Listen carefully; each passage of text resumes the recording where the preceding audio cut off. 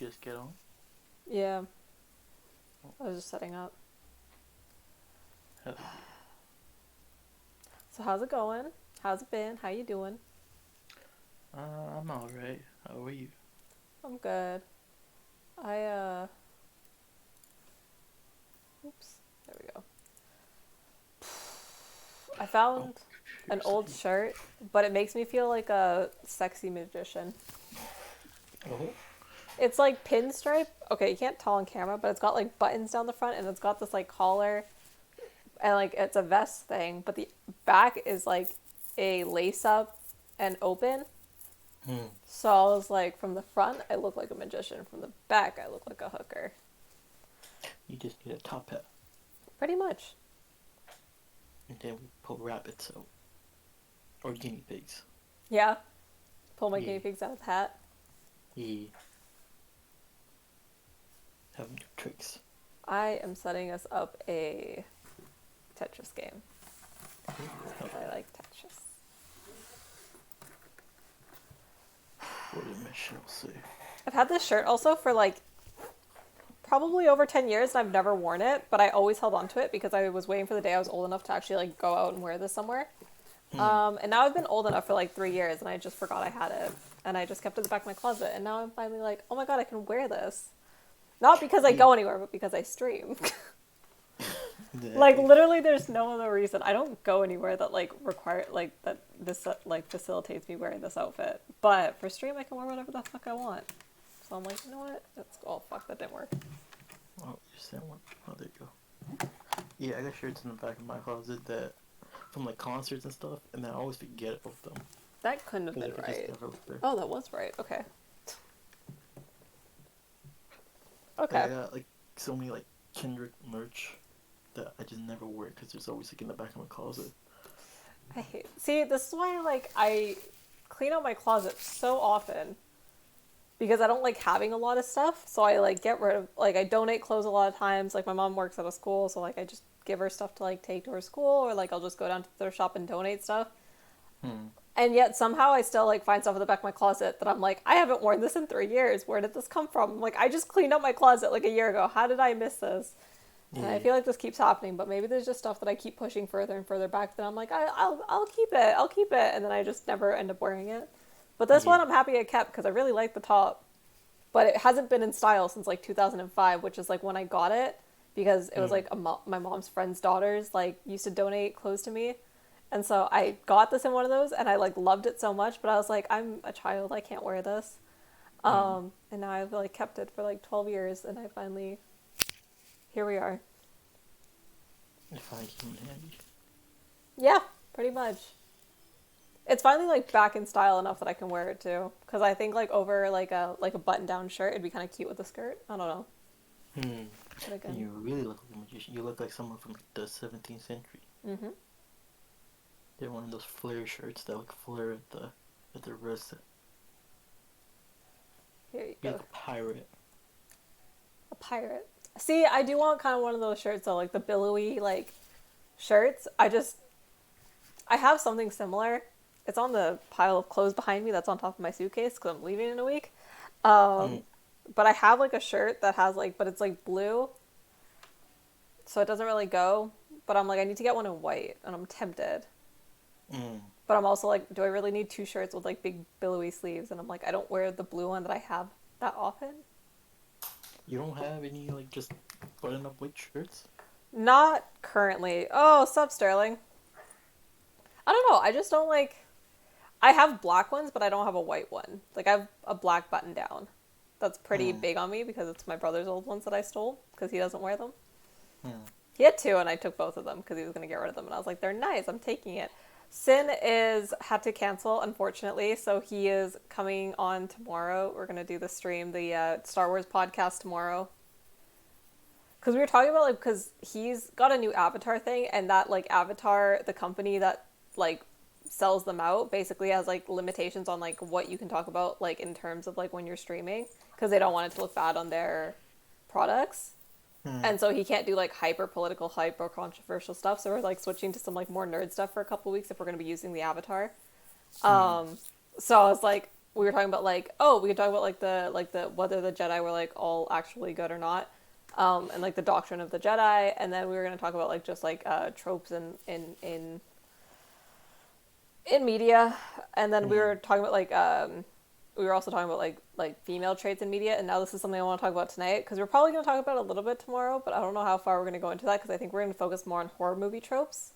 But Yeah. then today I was like, because I was thinking about this and I was talking to my mom about this a lot, but it's like, you know, there was a time where you could have like strong female lead characters and they didn't have to tell you they were strong female lead characters. We always just got like strong female, and they weren't as common as they are today.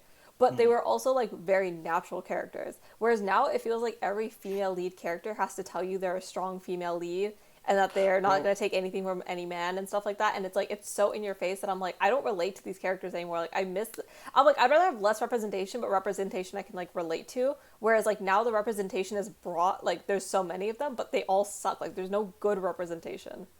well, you kind of answered it. Like it was natural back then, but now because there is a push, whenever it's fucking Endgame, Yeah. right? The reason why like that scene just did not translate is because like it was marketed. Well, like they were trying Mm-hmm. to market to a certain demographic by doing that instead of just having it in a power like That's what you I'm know just saying. powerful scene because it was Like too market like it felt too icky. Like ugh, you're trying to sell us. you Or look what at the fuck? characters like in Lord of the Rings, you had Eowyn, who was like a badass. Like she took down one of the like strongest characters in the series, like almost single handedly with the help of a Hobbit.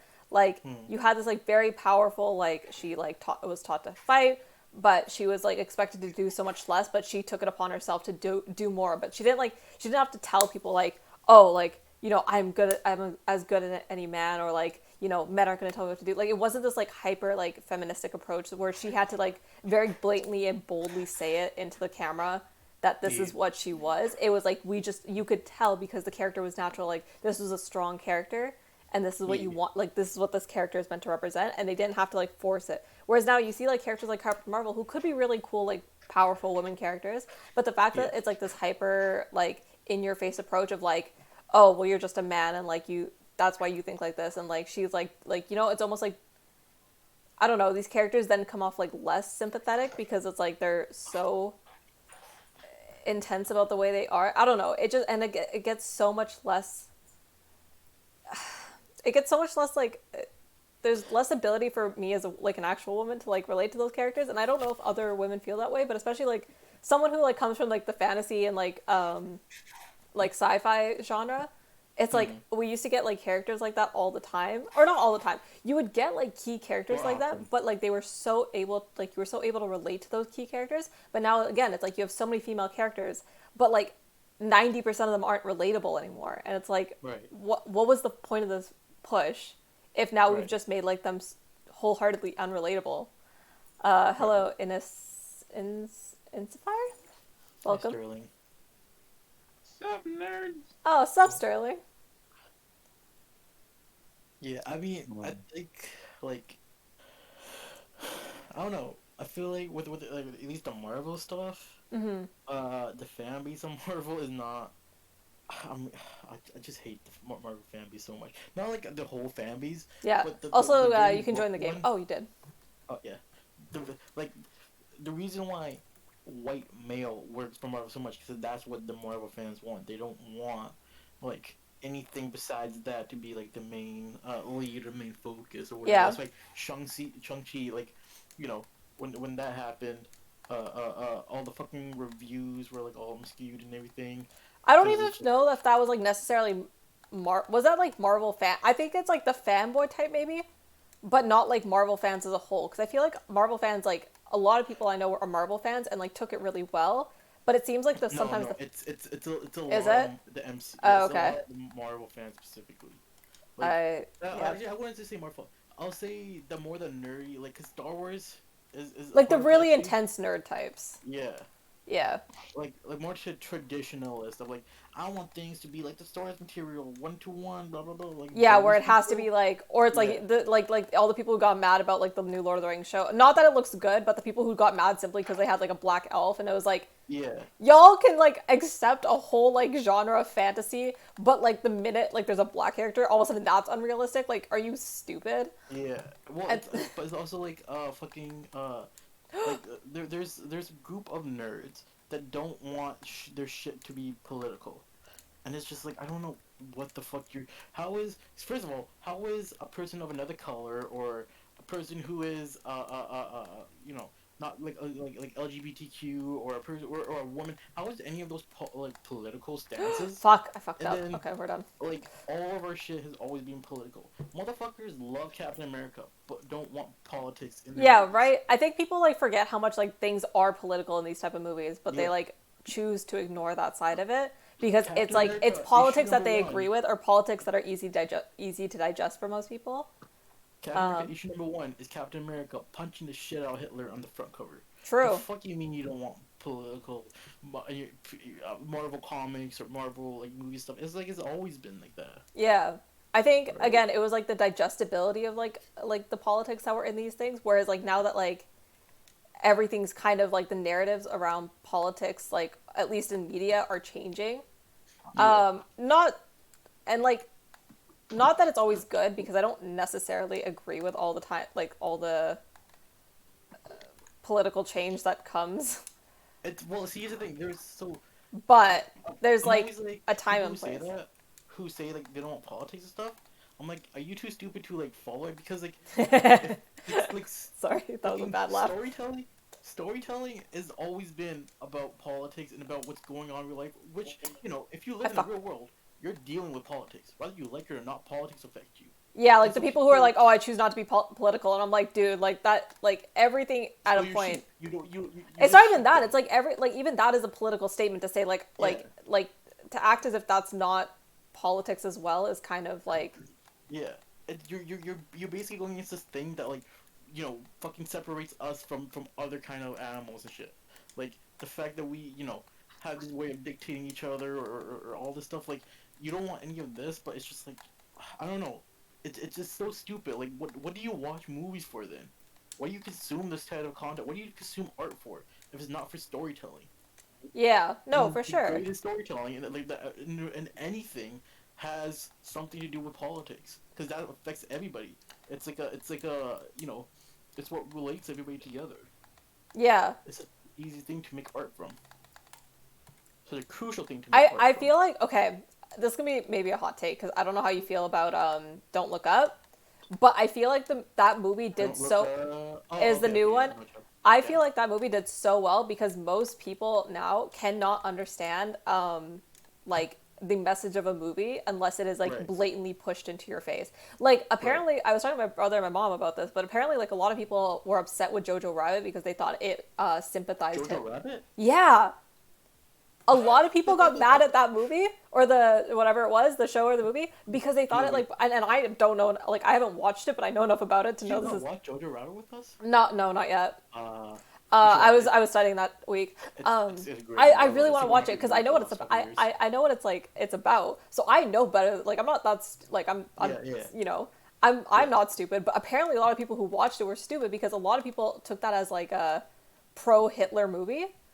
And What the yeah, but I'm like I think so many people today, unless you blatantly lay out exactly what like the message of your movie is, people are like too stupid to get it, and it's so like that's what it feels like. And like even with the political stuff now, it's like if like everything has to be so in your face because no one gets it otherwise. And it's like it's right. the reason we can't have these like female lead characters anymore who are just like female leads who are strong and powerful. Rather they have to be like this strong, powerful female lead that was like purposely put there.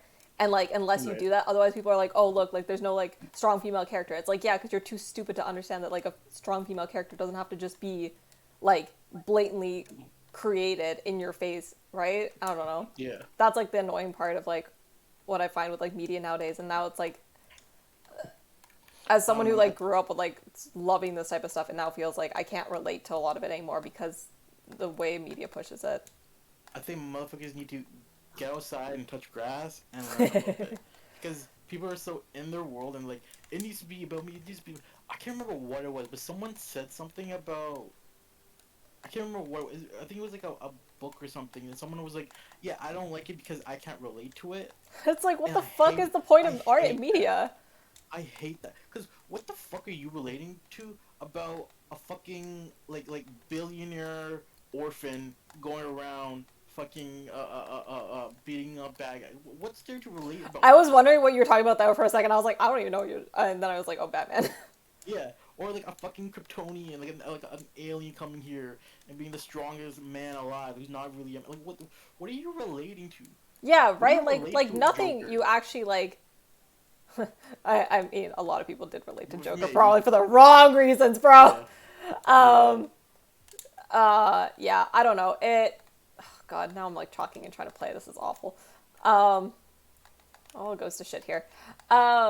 Yeah, I don't know. It just feels like the whole thing comes down to like people cannot understand messaging in movies and like like we like maybe this is like because of American like fucking education. And me and my family were talking about this today because the American education system has gone so far down. But like we learn about like metaphors and like how to like read into the context of a story so much in school now, right? Or at least when we what? Do they not do that in America? I don't know if it goes that in depth anymore in America. Like, What is their English class then? Learning English. Okay, a lot of the high school graduates can't fucking read. In my experience, the majority of people are stupid. By the way, I'm from Belgium. Oh yeah, see, we're probably gonna relate more because we're Canadians and we probably all look at America a little bit more similarly than any of my American viewers. Or at least for this, I don't think it's just stupid. I think it's literally just bigotry of people who just don't want to see other people like. I look at America, right? Mm-hmm. And there are diverse parts of America. Like Oh, thank America you. and Canada, we're very diverse countries. Yeah. But there are places that are not that. There are places who just are just you go anywhere and in the city it's just gonna be white people. It's just gonna be this or that. And like I damn near feel like that is kind of dangerous to be like in a place where it's just That's so one certain concentrated. race. Yeah. Yeah. No, I I don't know. I don't know if it's dangerous, but it definitely like doesn't like. The problem is people are scared of what they don't know, and I think that's okay.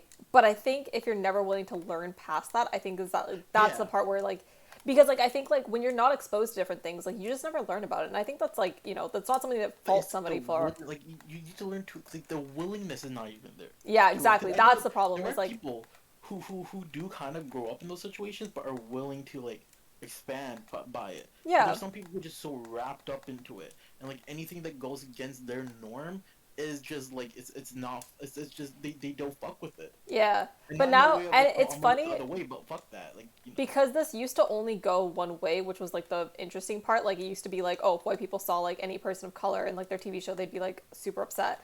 But now it feels like it's also going the other way, where like if you don't have like a diverse minority from every like background or like every minority group, now like it's going the other way. Like if you don't have a gay person, it's like I'm not watching this movie. Like you didn't care enough about diversity. Like I'm not like, and it's like, dude, like you got to be able to like understand. Like there's like there's gonna be times where like you don't need to have every single like diverse minority present to like have a good movie.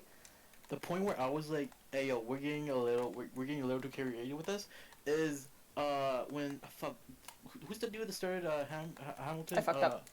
Lin-Manuel. Yeah, Lin-Manuel Miranda. When he came out with in the Heights or whatever the new movie he came out with, and it's about like well, I'll start again because I gotta take someone real quick. Oh sure. But it's like about the Bronx and like movement in there. Yeah. And people like got mad that there weren't enough like Afro Latinas, and you just put like Latinas in it, and it's just like, what are you talking about? Like, I didn't understand like, the whole like. It's like no diversity seems like it's ever enough anymore, and like it could always be better. It's like Bridgerton. Okay, Bridgerton's a good example of this because Bridgerton was a historical reimagining.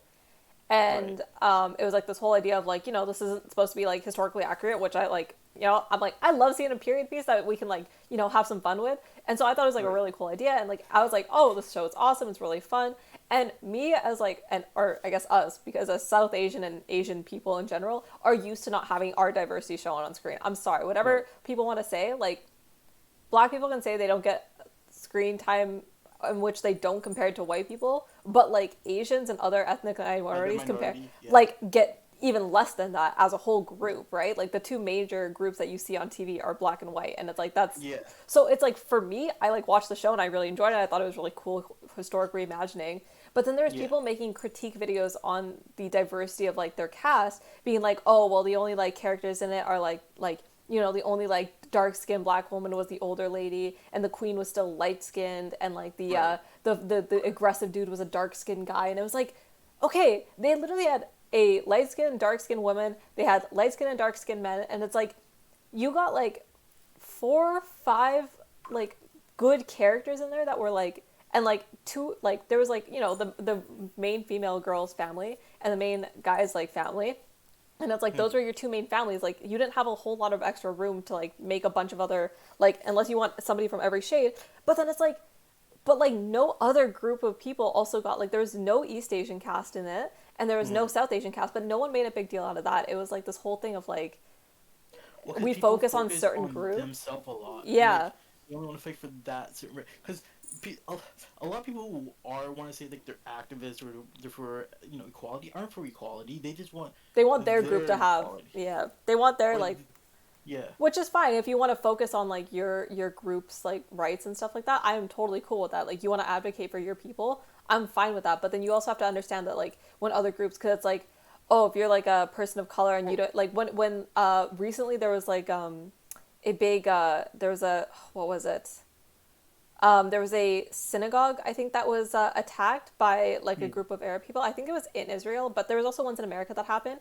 And a lot of the Jewish accounts I follow were like, oh, if you talk about like, if you talk about every other like issue going on, but you ignore this, then like you're anti-Semitic and stuff like that. And it was like, no, like, but your whole account is dedicated only to talking about Jewish issues. So like, why can you specifically target your activism to like helping Jewish issues? But when anyone else talks about their issues, it's like you expect every other account to also speak on Jewish issues. It's like everyone's speaking on their own issues, but then everyone gets mad at everyone else for not speaking on their issues. And it was the same thing with like Black Lives Matter. It was like, and then when like the Stop Asian Hate thing came in, and it's like, a lot of people like who supported Black Lives Matter were now like asking for that. Yeah, it's like dismissed it. It was like, or like it was like the other way around, like both ways, right? Like a lot of people are like, oh, you don't care about us, so we're not going to care about you. And it's like, oh, well, you're bad. Like, we should be supporting each other. And then like when the other group was like the one who was fighting for like stuff, and it's like then the other group went hard on them because like that obviously that like dynamic between Asian people and Black people is like not always great. But like especially when those like two movements were coinciding. It seemed like really, really clear that like people like want you to care about their issues without the need to like care about their issues. Yeah. Right? Like it was just like you're cherry picking equality. Yeah. You're like, oh well, we have it harder than you, so like then we need to like focus on this. But it's like no, And like then, to play like the oppression politics now we're getting to weird territory. It gets fucked up when you're like only about a certain thing, and then you get mad at other people for not being about that. Which it goes both ways. If you want people to be for your cause, you gotta be for their cause as well. Yeah, because That's I will what like true allies are. I'll advocate every day for like there to be more diversity on screen because I think it's really important for people to see themselves represented, and that's why I love that the Captain America like they decide to go with what's his name Sam Wilson instead of Bucky as like the next Captain America because to me storyline wise it made so much more sense, but also for like young Black kids to see like their Captain America as like a Black man I think is really cool, and like to cover it from that perspective. But then now when I turn around and say like, hey, I want more like East Asian and South Asian especially because even I think like South Asian characters get really fucking slighted in media, especially in Western media. Holy shit, like give me one character who isn't like the geeky nerd character on the show, you know what I mean? Like it doesn't happen very often. So I thought it was like one of those things. So when Bridgerton, sorry, this is going somewhere. The new season of Bridgerton, like the main character is a brown girl. And I was so fucking excited. And it's weird because it's like, I don't usually care that much about like seeing myself represented on screen. I've never been that person. But I did still get excited because it was kind of cool to see like a brown woman like be like a main like, heroine in a show. I thought it was something that... Yeah, no. The fact, like... It's kind of a double-edged sword when something like that happens, because I've had reports of that, where you see someone, and I don't know, I haven't watched Bridgerton, but when you see, I know as a brown person, when I see someone in media, even if it's for a slice, I get so proud. Yeah, But right? sometimes it's the smallest thing, and I'm like, why is this what makes me proud? Right, exactly. And it's like you It's realize how little you get when you yeah. see stuff like that and I you're was like, I was damn. reading a comic book yesterday, and one of the detectives' name was fucking what was it? It was just like Detective Sing or something, and Yeah, I was like, that's fucking dope. It was like a right? panel. I was like, that's so fucking dope. Um, oh my god, there was like what was it? There was like a music video or something that had, was it a music video? I can't remember. It was like a cartoon or something that had like like a Sikh man with a turban, and it was like the character was like clearly Sikh, and I was like, oh my god, that's so cool. And it's Hmm. like Sikhs are a pretty small faction, so it's kind of cool when we Yeah. get like recognition. But just brown people in general, I think like yeah, Even like the fact that like this girl like the main girl in like Bridgerton is like I think she's like Tamil or like Sri Lankan, like Tamil. she yeah like Yeah. they're like South Asian, but even so like South Asian, right? Close enough. Um, Take it. yeah, exactly. And it's like I still see like a brown woman, someone who shares my Yeah. culture, who shares my like like background to some Yeah. extent that like History and I someone I can experience. like see it as like myself, and it's like oh my god, that's Right. crazy. Fucking I don't know if it's just but the Pixar thing like Turning Red, where just like the janitor was Yeah. the dude that Oh, maybe turned. that's I'm what it like, was. Was yo, it the janitor? Oh shit. yeah. Where I'm just like, yo. I mean, that's enough for me, you know. That's enough, but like we'll take it for now, you know. Yeah. It's a start, right? Pixar is like one of those companies that I really have given to. I'm trying to do diverse stuff, Mhm. right? Oh, are They you ready to start the game by can't. the way? Huh? Start. Give me like 2 seconds. Okay. But they can't go as far because fucking Disney is Disney and they'll stop a lot of things. Mhm. Like there's a lot of LGBTQ stuff that they take out from it. But at least they're trying. Fuck, there was something else I was gonna say. Oh, there was people who were mad at the new phase of Marvel.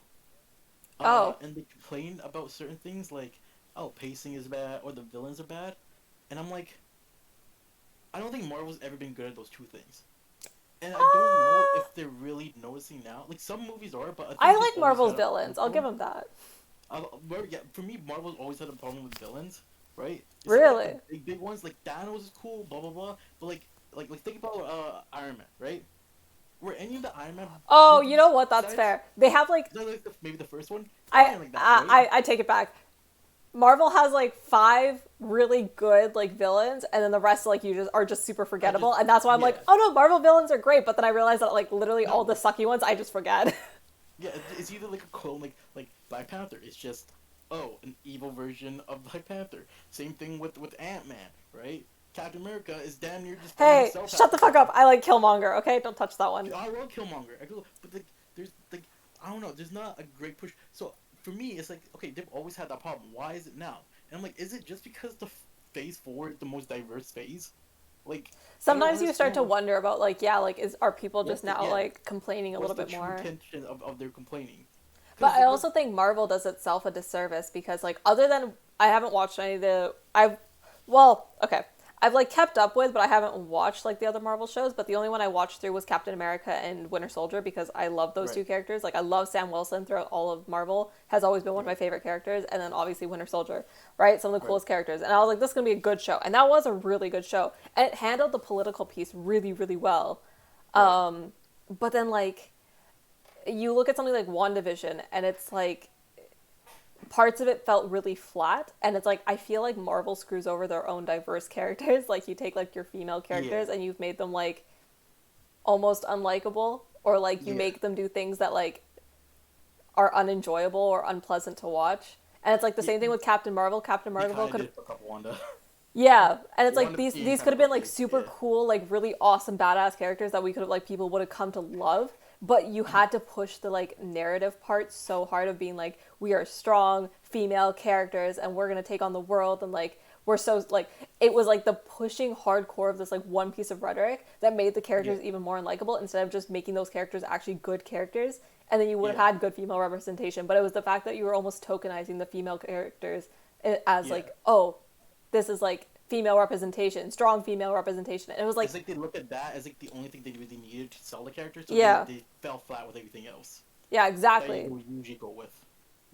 You like were so worried about making a strong female character that you forgot to make a strong female character. That people will like and Yeah, enjoy, and then yeah. exactly. And I mean, that's the same thing with like Captain Marvel, right? Yeah. It was like Captain Marvel in the comics is cool, but Captain Marvel in the movies is Yeah. too.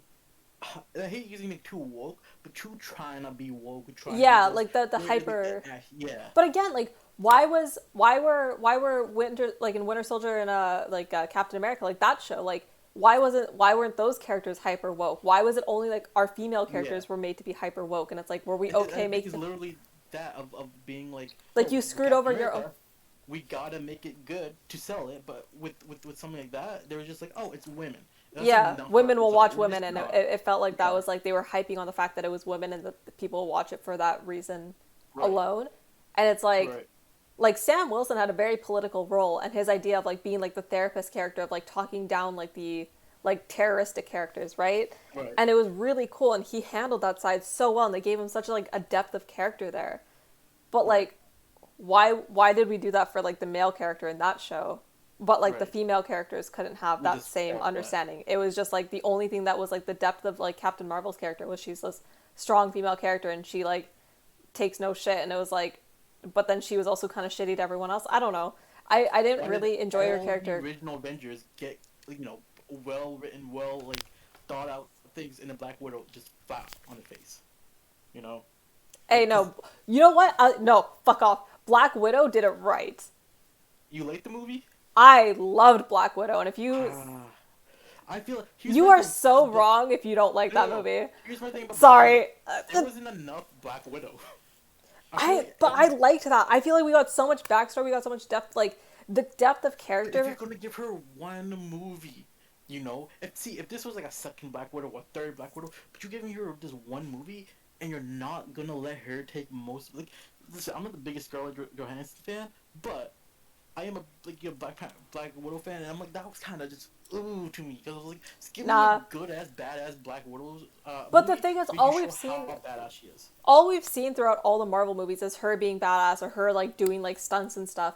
I actually But wanted never to. in this like scope. She's always been like a side character.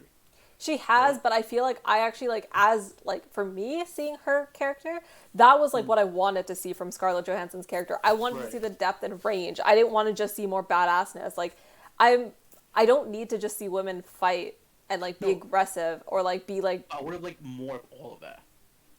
So I feel like it was split up a little bit too much with the other chick and everything. Like, I feel like if they did a show, maybe it would have been and maybe better that's a 'cause there would critique have for the been movie more in the time. sense of like it should have had more Black Widow, but I like Yeah. watching that movie like from a I guess from my perspective, I really enjoyed watching those characters and Right. like how cool they actually were.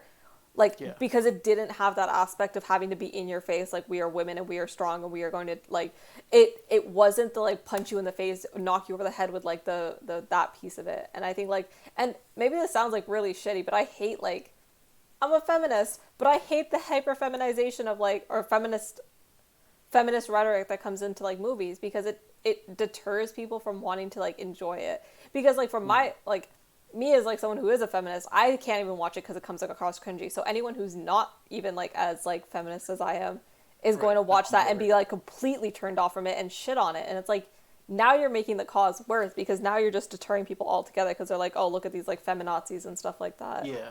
And now Now it's they like have an actual thing like to go again. shit. Yeah. And yeah, I see that. I feel that. I don't know, man. I feel like this nerd culture in general is just kind of so toxic. Like, I didn't notice it until people started bringing it up, but like, just Star Wars fan base is one of the most toxic fan bases. Like, anything that Oh, goes, anything that's more like how everything how we treated Finn's character and all this and that. how people treated the prequels when the or like Yeah. like the prequels versus the sequels like fandoms and everything stuff. felt there's something else to be hated on. Pretty much like because the prequel and sequel fandoms like or like the originals and prequel no yeah the original and prequel fandoms fought so much, and then when the Yeah. sequels came along those two banded together and like the fucking like sequels were now getting shit on, which is Yeah. fair enough because the sequels are shit, but like Yeah. the prequel versus the originals like fandoms, to me that felt so stupid because there was things to love about both of them, but people like overblew how bad it was, whereas like at least the new sequels I'm like okay they were pretty bad. Right. And then it's just like anything like they're getting like and Disney pampers to them too much. It's just like I wish you would double down on Finn's character, give him more of an arc. Double down on just like Yeah. there was like hints at like Finn and Poe having a romance or whatever. And Yeah. whether that went or not, I don't care. But if it was hinted at, I was like, yeah, I'll just go for it. Like stuff like that, and it's just like I don't know, man. Yeah. It's just the fans are toxic, and then Disney doesn't want to fuck with them, and they just cave in, and it's just like. And then there was like, And I feel- and again, that was like another thing with like you had Finn and Poe who were really cool characters who everyone loved, and Rey's nothing- character was like, yeah. It was like nothing like not I that there, like the setup for Rey. I feel like the Rey setup. could've been way better, but Yeah. they like there was fucked her up. there was a really good setup for her character to be really cool, but they just like there was no planning on the part of like the directors and stuff. The fact that like then her character just felt really flat because like they did nothing with her character. There was no development. It felt like it was just like she was who she was. She was just she almost felt like she had the dynamicism or dynamic, Yeah. whatever, you know what I mean, of like a side character, and it's like she's the Yeah. main character, and we felt like there was nothing relatable about her. There was nothing like really intriguing.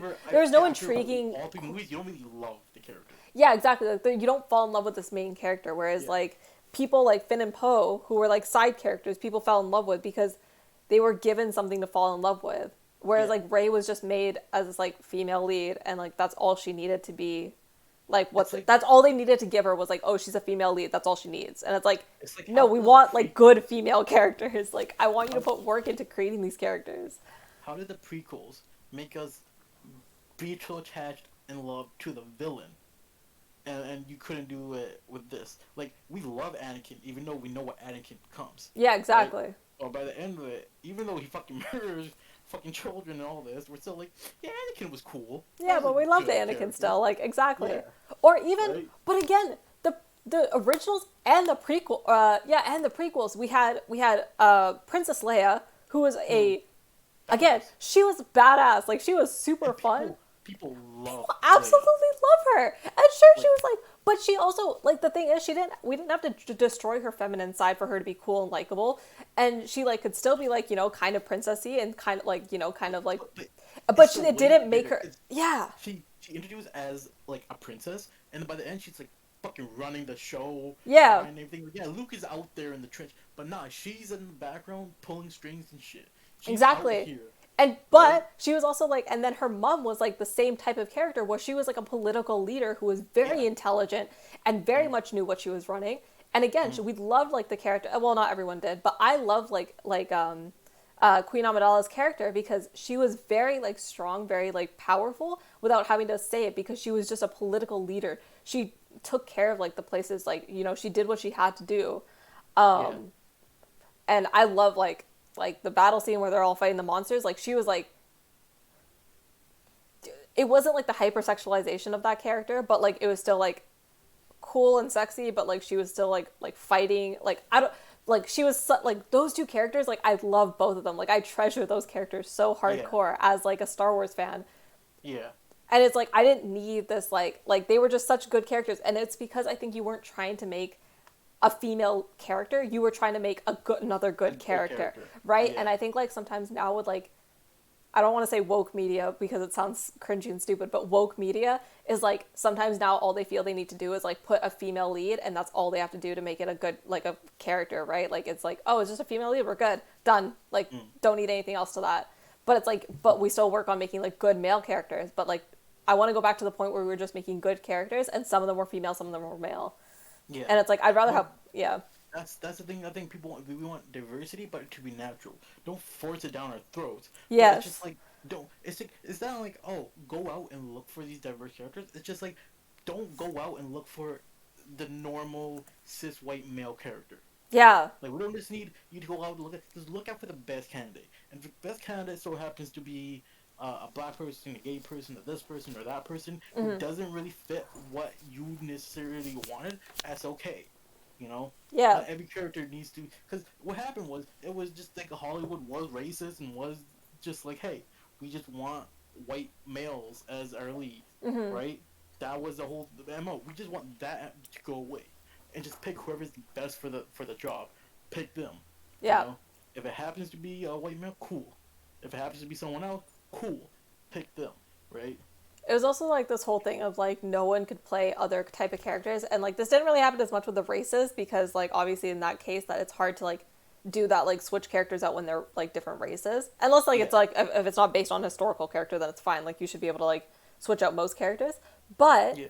it was like they did a movie about a trans person and they hired like a non-trans person to play the character, and it's like, oh, why didn't you hire trans people? And I'm like, dude, if you want a good LGBT movie and you want it to do well, hire like the actor, I forget who it was, but they got like a well-known actor to play it, and it's like people will go see it because they see notoriety of that like actor, and you'll get your message out. But like instead you want them to pick like an unknown like trans character because it's like, you know, it fits the role, like because a trans person has to play the trans character, instead of just saying like, oh, we're gonna take like a really famous actor, still get this beautiful, incredible, like, you know, moving story out there and get more people sympathetic to the cause. But like you guys are just mad that we picked like a cis character, like a cis person to play this character, and it's like I would rather have like a cis person play the character and get the good story out and get people like on board and people like watching the movie rather than like just get like a trans person who's acting in it, because it's like I think if we want like you have to balance the two. I think trans people should be getting acting roles, but I also think that if we want like a story, like a particular type of story to do really well with the public, you also need to like hire some people who are going to You also make that story watchable. Acting. Yeah. And people act, and people aren't who they are. Yeah. Acting, right? Exactly. It's race like is one thing. You can't do blackface. You can't be doing this and that and that. Blah blah blah. But like I don't think anybody had a problem with how Modern Family, where fuck was it Cam? Yeah, the actor who plays Cam isn't. Yeah. Gay. Yeah. Exactly. Right. Like and that I just see that as acting. Yeah. Like actors are supposed to act like gay characters or gay people will, like, you know, play straight characters, and straight people can play gay characters. I don't think it should be that big of a deal that we like cast like, because it is, the whole point is supposed to be acting. It's like the even the new Bridgerton season, the main guy is like he's gay in real life, but he played that character great. Like everyone still fell in love and believed the story because it's acting. That's the point. Yeah.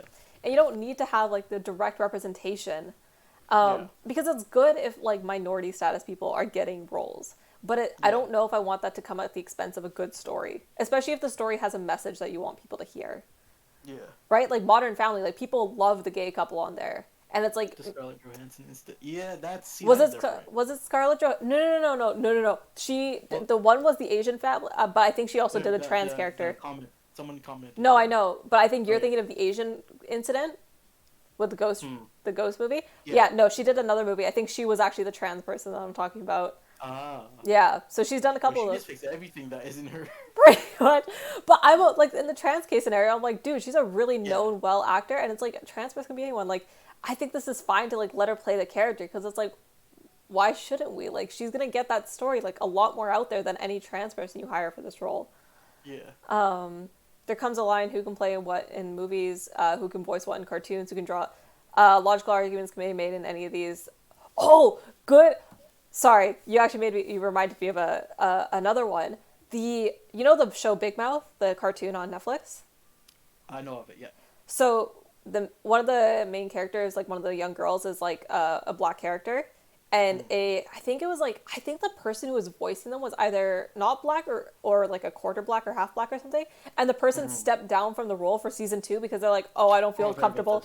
Yeah. I don't feel comfortable taking like a role from a black person. It's like, it's voice acting. Yeah. Like, but see, I feel indifferent with that. I feel like, because it is like, you got like with the blackface and all that, you gotta think about just the history of it, right? But it's like, are we really gonna call like you voicing a black character blackface? Like, is that what blackface has come to? And this is like the whole digital blackface thing where people are like, oh, like you shouldn't be using black gifs if you're not black, and I'm like, shut the fuck up. Like, well, my thing is okay, in that case, right? With that, if that's outrageous, what do we say about Darth Vader, who is a white person voiced by a black person, right? Oh, true. And if that's okay, then yeah, voice acting is a little different to me. Yeah. It's not, doing. And I feel like if you really go through it, you can see a lot of examples. Probably Aladdin probably has a bunch, but I don't remember who's what in Aladdin. But it's just it feels like it's like there's a point where you have to just kind of like, are we just gonna like say that you can only play the thing you are? Like, but isn't that the opposite of what acting is? Like, you're playing something you're not. Like, how far do you want to run that? Like if you're gonna have a depressed person in a movie, are you gonna say only a depressed person can like play that character? Right. Right? Because you could run this back to that of like mental health is a very serious issue, and like, you know, people don't understand the struggle, so only like a depressed person or OCD person should play that character online, or on TV, and it's like, Right. are we going to continue? And I get like the blackface argument, but like, I don't think that's what blackface is. Blackface was like specifically to make a mockery out of a thing, right? Like, you dressed up in like a cartoonishly level like version of a black person, which obviously, right? Like, but it was supposed to be like a mockery type like thing to make like people laugh at the fact that you were like presenting as a black person. But like you voicing a character on a TV show that's supposed to be like a fun TV show, I don't think it's like, if we're gonna call that blackface, then it feels like we're like degrading, like, again, it comes down to like all of these words that now we're degrading. It's like, what, like, if everything is racism or everything is racist or microaggression, then nothing really is. Like, the words start to lose their meaning, because like if you're gonna label everything as racist or everything as homophobic or misogynist, well, now those words have zero meaning because everything gets lumped in under them. Yeah. What is it for say? It gets crazy when you can't. Is that a thing? Do people like get mad at people for drawing minorities and stuff? I have seen that one. I've seen it. I don't know how common of an opinion it is, but I've seen it under like cartoon creators online. That's crazy. I've seen it at times, like once or twice in my life, but it's not like a widespread issue. But it's definitely something that's happened that I've seen. A big thing is in the cosplay community of like what you can cosplay and not. Some people say, oh, you can't cosplay if you're not black, you don't cosplay black characters, or if you're not this race, don't cosplay that. And it's just like, I don't know. I don't feel like nobody else can ever cosplay. You can cosplay. Because you can cosplay as the character without having to paint your skin. Like, I think, right? Like, you can take the costume and all the weapons and stuff like that. Just don't paint your skin. I feel like that's like the part where it's like, it gets a little weird. Like, just don't go. Yeah. Because now you're playing, like, you're making a character, like, it's a character. I can understand, like, when you're legitimately doing blackface because you're, like, darkening your skin. I think that's, like, a little bit weird. But, like, if you want to dress up as, like a black character from a anime, then, like, anime has very distinct costumes. People will know who you are without doing the blackface part. Right. And it's the argument with and it's, like, and if you want to make that argument, by the way, then almost, like 90% of anime is out for most people, except for Asians. Well, here's the thing about animes have always been, like, always looked funny because people are like, you can't do this if you're not this or this and this and this. And a lot of people take anime characters who were never meant to actually be Asian and put them, like, there was something about Full Metal Alchemist. Neither of the two main characters of Full Metal Alchemist are Asian. Yeah. Straight from the creator, right? Yeah. They're white people, right? Yeah. That's why they introduce Asian characters later on, because it's from different parts. In this fictional world, they're not from the region that would have Asian people in it. Exactly. Right? But then you looked at like oh, sorry, go ahead, finish. Oh, I just remember there was like people outraged that a white creator was like cosplaying as like Elric and Alphonse, and that was just like, it don't make no sense to me. Yeah. Especially Alphonse, because he's just the fucking walking. He's a robot. Yeah, he's like a fucking he's just armor. Yeah, no, I was just gonna say, like, what was it? Oh, this is why people got so mad at the Death Note, though, because it's like Death Note was clearly like a Japanese person. Yes. Like, it was set in Japan. These were Japanese names. Like, this was like clearly Japanese, and then you made like a whole white show about it. It was like, what the fuck? Like, that was stupid, right? Because the whole point was like it was set in Japan. Like, one of the first big plot points of how L finds light is that he broadcasts only in Japan. And sure, you can change the location, but it's like, this was like specifically supposed to be like Japanese characters. Like, so to whitewash it when you're like putting on a show, like a live action show, it felt really weird. Yeah. But yeah, then you have like characters like Ed and Alphonse, and it's like, they're literally white, like white names. The region they're from is supposed to be like white people, like directly from the creator. Like, where the dad's from is from white civilization. Yeah, like the dad is very clearly white. Like, like, I don't understand. Like, I think you can usually, I think the big, like, giveaway for me is, like, the name of the character is, like, usually, like, how I, like Ed and Alphonse, like, those are pretty white names. But then you have, like, Light Yagami and, like, and Kira, like, Yeah. These are all very Japanese names. Like you can usually Yeah. tell from the anime, like if they like intended it for like these to be white characters, or if Also like get like or like drawn ambiguous like versus like Japanese characters. yeah, like One Piece is a very diverse show. Like Yeah. there's people who, if they're like, the creator has come out and said, like, if this person was in the real world, you know, like this, like Luffy, the main character is Brazilian, you know, Zoro is Japanese, Yeah. you know, like Chopper is Canadian, this and that. So it's like a very different, and you see the features and everything. Like they're drawn different. They're not all just Asian characters. Right? Yeah. No, for and, sure. And One Piece live action, we haven't seen it yet, but the casting is amazing. That Yeah. they were able to get all these people from different like backgrounds to play their respective role. That's cool. It's you know it's doable. You can do it, right? God, my glasses are too close to my face. Rest in TV doesn't fully source material at all, whatever reason. Dragon Ball Evolutions was just a pop piece of garbage. it's honestly, Dragon Ball Evolutions and the live action Avatar: The Last Airbender are two of the worst movies, period.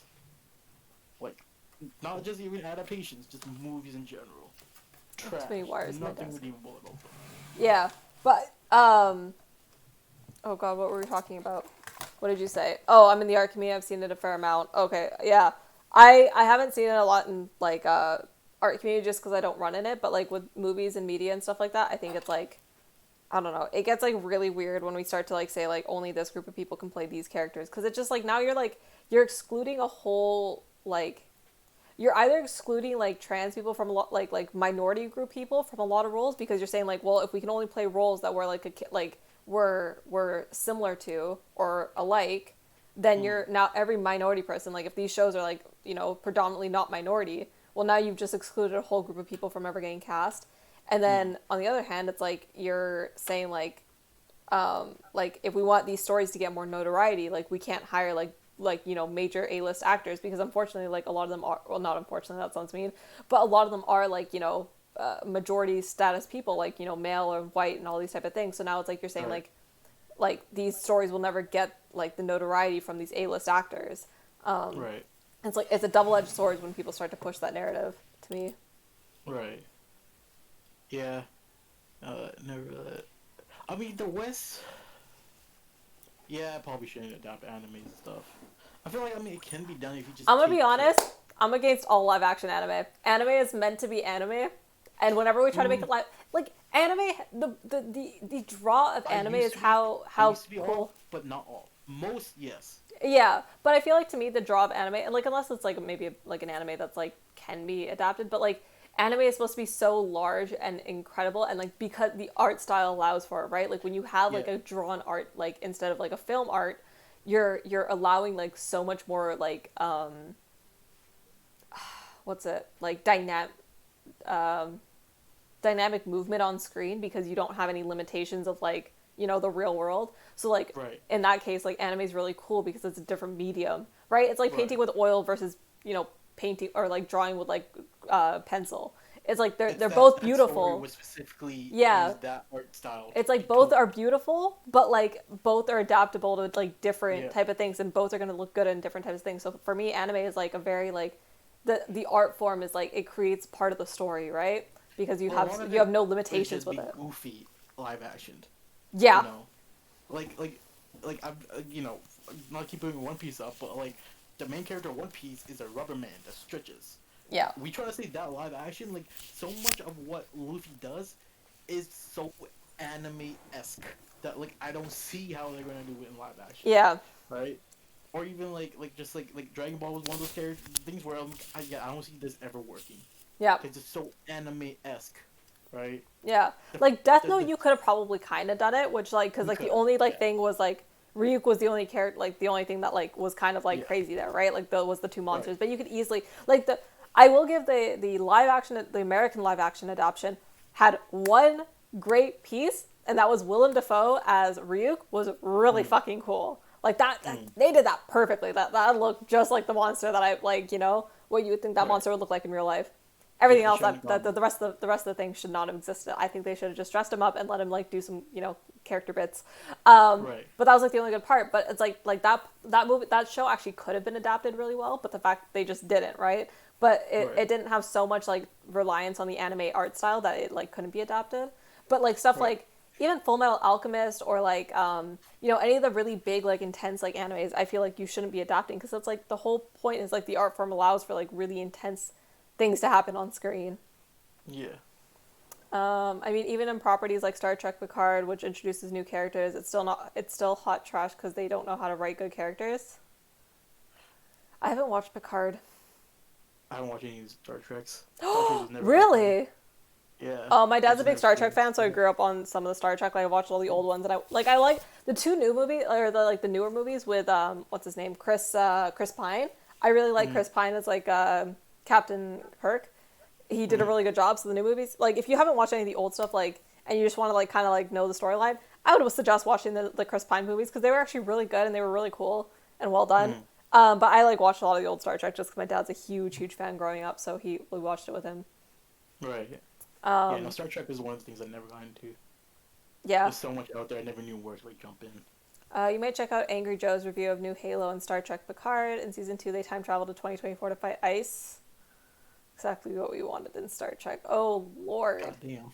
See, this is like the thing is like Star Trek was like intergalactic, like it's Star Trek. It's supposed to be like, you're supposed to be going to other planets. Like, why are they coming Mhm. back to Earth to fight? Like it's unnecessarily like pandering But to that's like my woke. that's my thing with sci-fi in general. Like Star Wars. Why is 90% of Star Wars on Tatooine? We have a galaxy, and Yeah. you're just on this fucking desert planet most of the time. Like the fuck. You But that's what know? I'm saying is that like it feels like sometimes we're like making decisions based on like what people like what the small and why are we making I'm sorry, I think it's the fringe minority because it's like the loudest people online, but these people exist nowhere but online. And it's like we're making decisions about like movie and media that like appeal to like the online crowd. So like again, Star Trek, like the team going to fight ice on Earth, it's like no one cares about this. No one Yeah. wants this as an episode in Star Trek, except for maybe the extremely woke people online. Mm.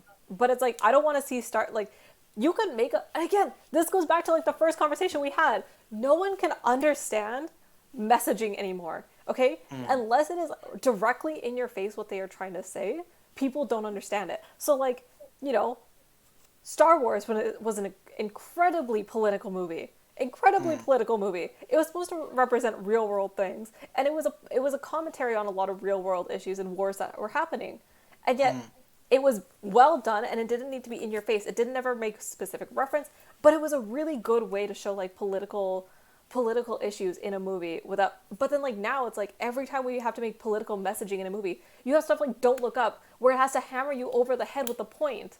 And it's like, because no one can understand subtlety anymore. It's like, that's why people got mad at Jojo Rabbit. It's why people get mad at movies.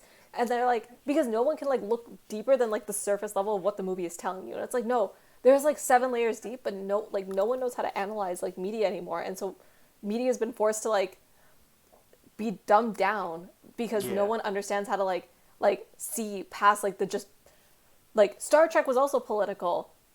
Back in the day, it was very political. It made a lot of political statements. Star Trek was the first ever show to have a interracial couple Yeah. and have them kiss on screen, and they got fucking torn apart for that shit so hard. And it's like this is a deeply political show. The fact that you have to beat us over the head now in 2022 with an episode about them fighting ice is like almost disrespectful to like how good this like. It makes me upset, man. I was like, you can't. The story aspect. We're of things. losing the Like, story aspect because everything has to be so direct. Everything has to be like beaten over your head. Everything has to be laid out for you on a perfect platter for you to understand it. We can't get like, we can't get subtlety. We can't get like a simile for life events. You can't have like this depth of story anymore because no one understands it. No one wants to even try to understand it. Exactly. They just want everything Fuck. at face value. We sound like pretentious fucks here, but I swear this is how it feels now with so much media. And it's like, again, I mean, it's the same thing with music and like all the other like music, I feel like the same thing. It's just like people don't want a deeper meaning. They just want whatever, you know. Easy to listen to. Yeah, Like, and I'm not saying that you always need a deeper meaning for everything, no, right? I love a At the end fun of the movie. day, it is entertainment and art, and you have to Yes. satisfy both aspects, And it's like, right? it's cool. I love listening to someone about their heartbreak, but when someone's really poetic about the way their heartbreak happened, it's Yeah. so much more interesting to listen to because you have to, like, you know, having to dissect the message that you're getting from this piece of art is so interesting because I think, like, take a song like Hotel California. People still Mm. don't know exactly what the song is about, and that's the beauty of it. Is like it could be representing so many different things, right? Mm-hmm. I always, like, the first time I ever heard it, I thought Hotel California was either about, like, for me, I thought it was about getting into drugs and stuff because it was so, like, like, you get pulled in, like, you can never really escape addiction and stuff. But my dad Yeah. was like, I thought it, like, my dad thought it was about the pull of Hollywood, like people who get sucked into, like, the Hollywood center, and, like, then you can The never really, limelight like, and all you that. can't Yeah. get out of it. Like, there was so many things that, like, things like that type of song, but it's like sometimes it feels like we can't get that type of music as much or as, like, very popularized anymore because it's like people don't want to look at music like that because, again, it's the same thing as media. It's like you have to dig and you have to dissect a song to, like, understand it, and Hmm. I don't know, yeah. I mean, like, even when it hits them, they still don't like last year, Outkast's Leia was big on TikTok, Hmm. and people thought it was like just a fun. It's not a fun track. No. Like, yeah, the beat is uplifting, but the entire thing is about unsustainable love, about people falling out of love and not being Yeah. able to sustain that, and people that, like, love not being real, being hopeless about love, right? All you thought the Hmm. entire time is like, hey, our fucking parents got married. Why can't we do this shit? Yeah. Why is every relationship ending in divorce and this and that? Because we're not happy and stuff like that. And Hmm. yeah, it's uplifting, but that's like the beauty of it. That's the contrast of it, Yeah. right? Or even a good example of this that was, like, a little bit more new age is, like, Foster the People Pumped Up Kicks, like that Yeah, really fun beat, the really fun, like, sound, and, like, even, like the lyrics, you don't get it the first time because you can sing it. Like, my mom was singing that in the car for a month before she started to listen. Like, you start to really listen to the lyrics and you start to, like, kind of yeah, piece together what the story's telling you. You're like, oh shit, right? yeah, And it's like, but that was an incredible song because of how, like, how subtle it was with what it was doing, and, like, you were yeah, singing happily along about a school shooter, and it was like, oh my god, what is happening? And that's, like, the fun part of a song like that is, like, not necessarily like how good the song was on its own or how cool the lyrics were. It was like the contrast of, like, the two sides of it, like the like upbeatness of the song versus, like, the darkness of the lyrics, and, like, having to figure that out as you listen to it. mm, And it's like it just feels like we're getting less and less of that in, like, media content in general, like, whether it be movies or music.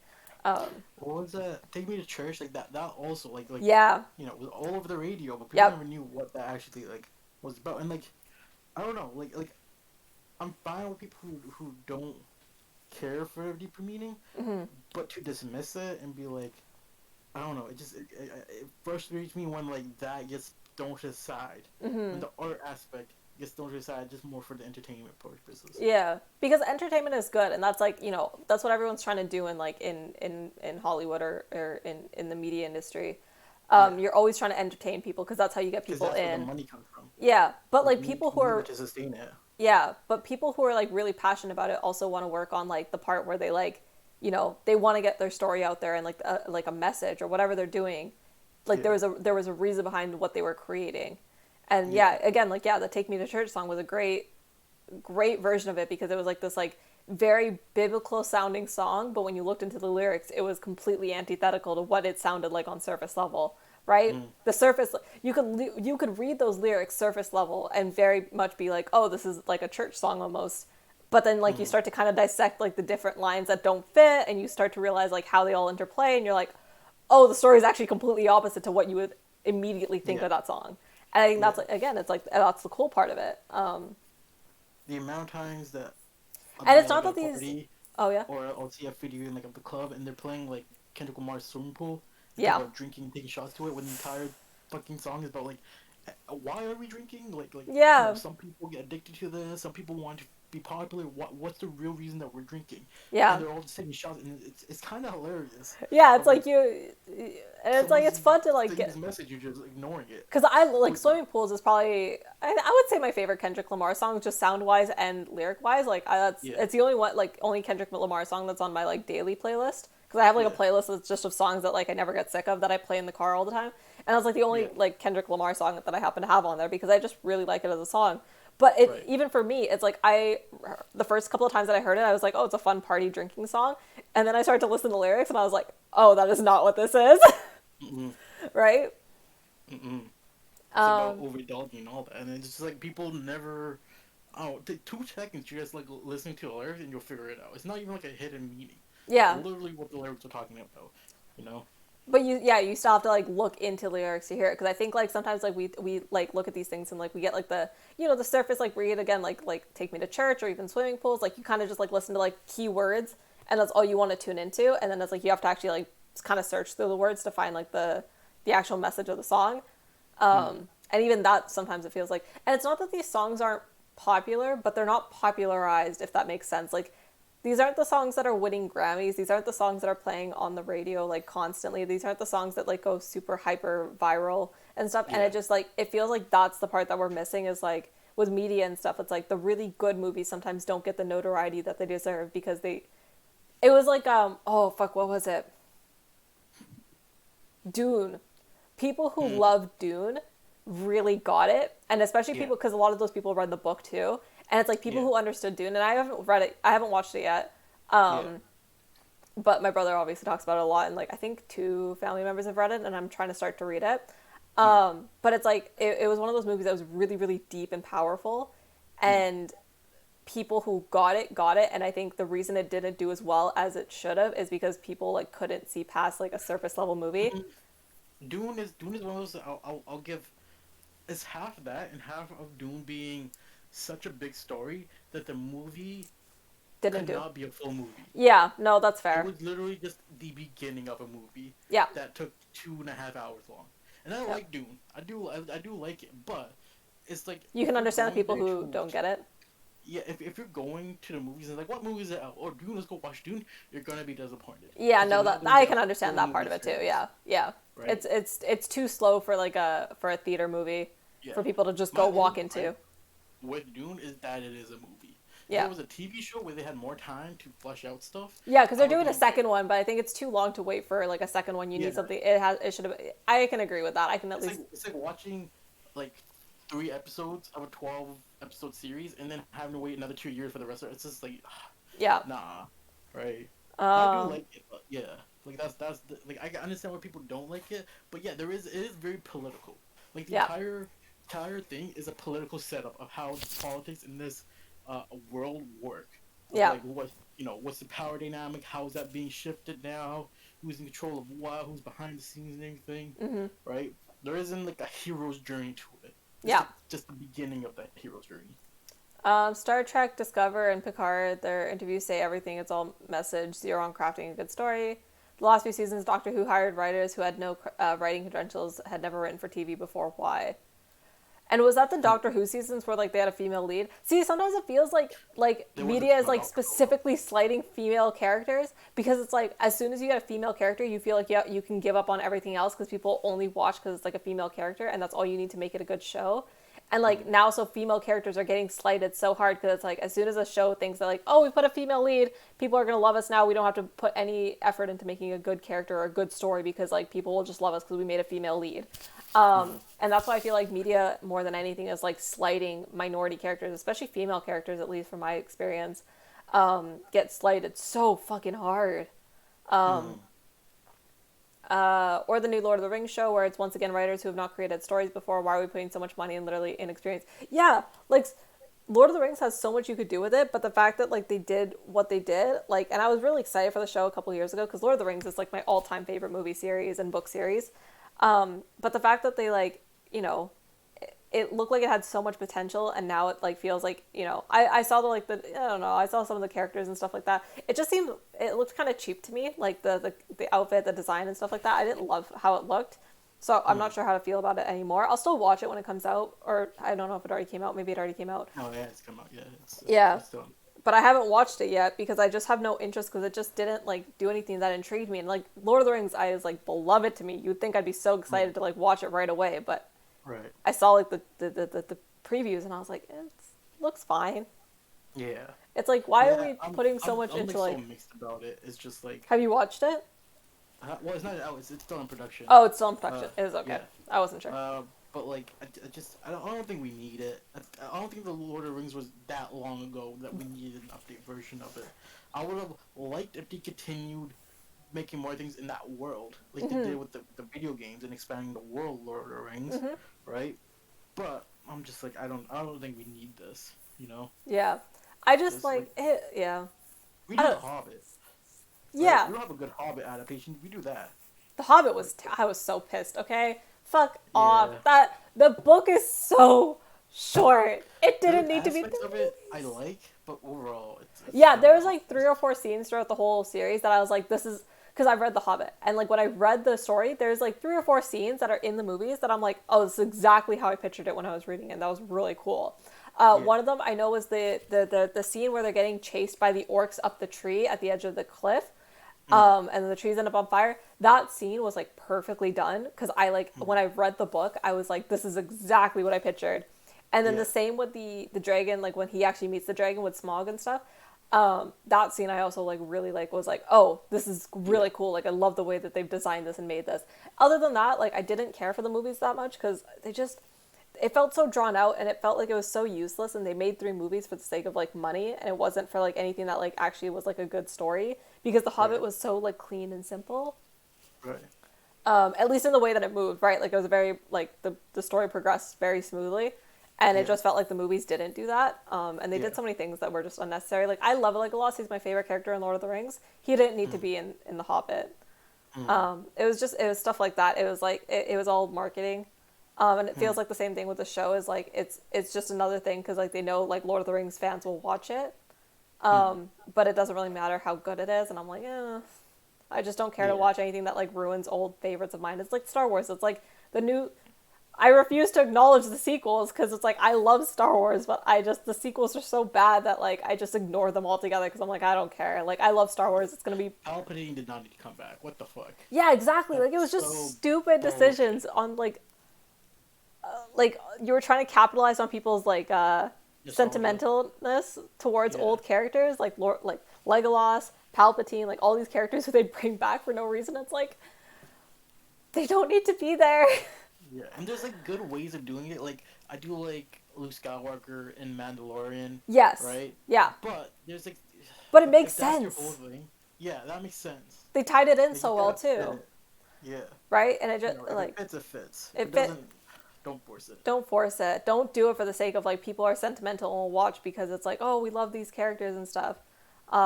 It just feels like so useless. And I mean, they do it with every like just rebooting everything, and it's That just, was like, that was gonna be my next point. Is like, why are we just everything the last 2 years that has come out? It feels like everything is a reboot. you can't. It's harder to sell an original idea that everything needs to be a reboot or like a spin-off of something, Yeah. right?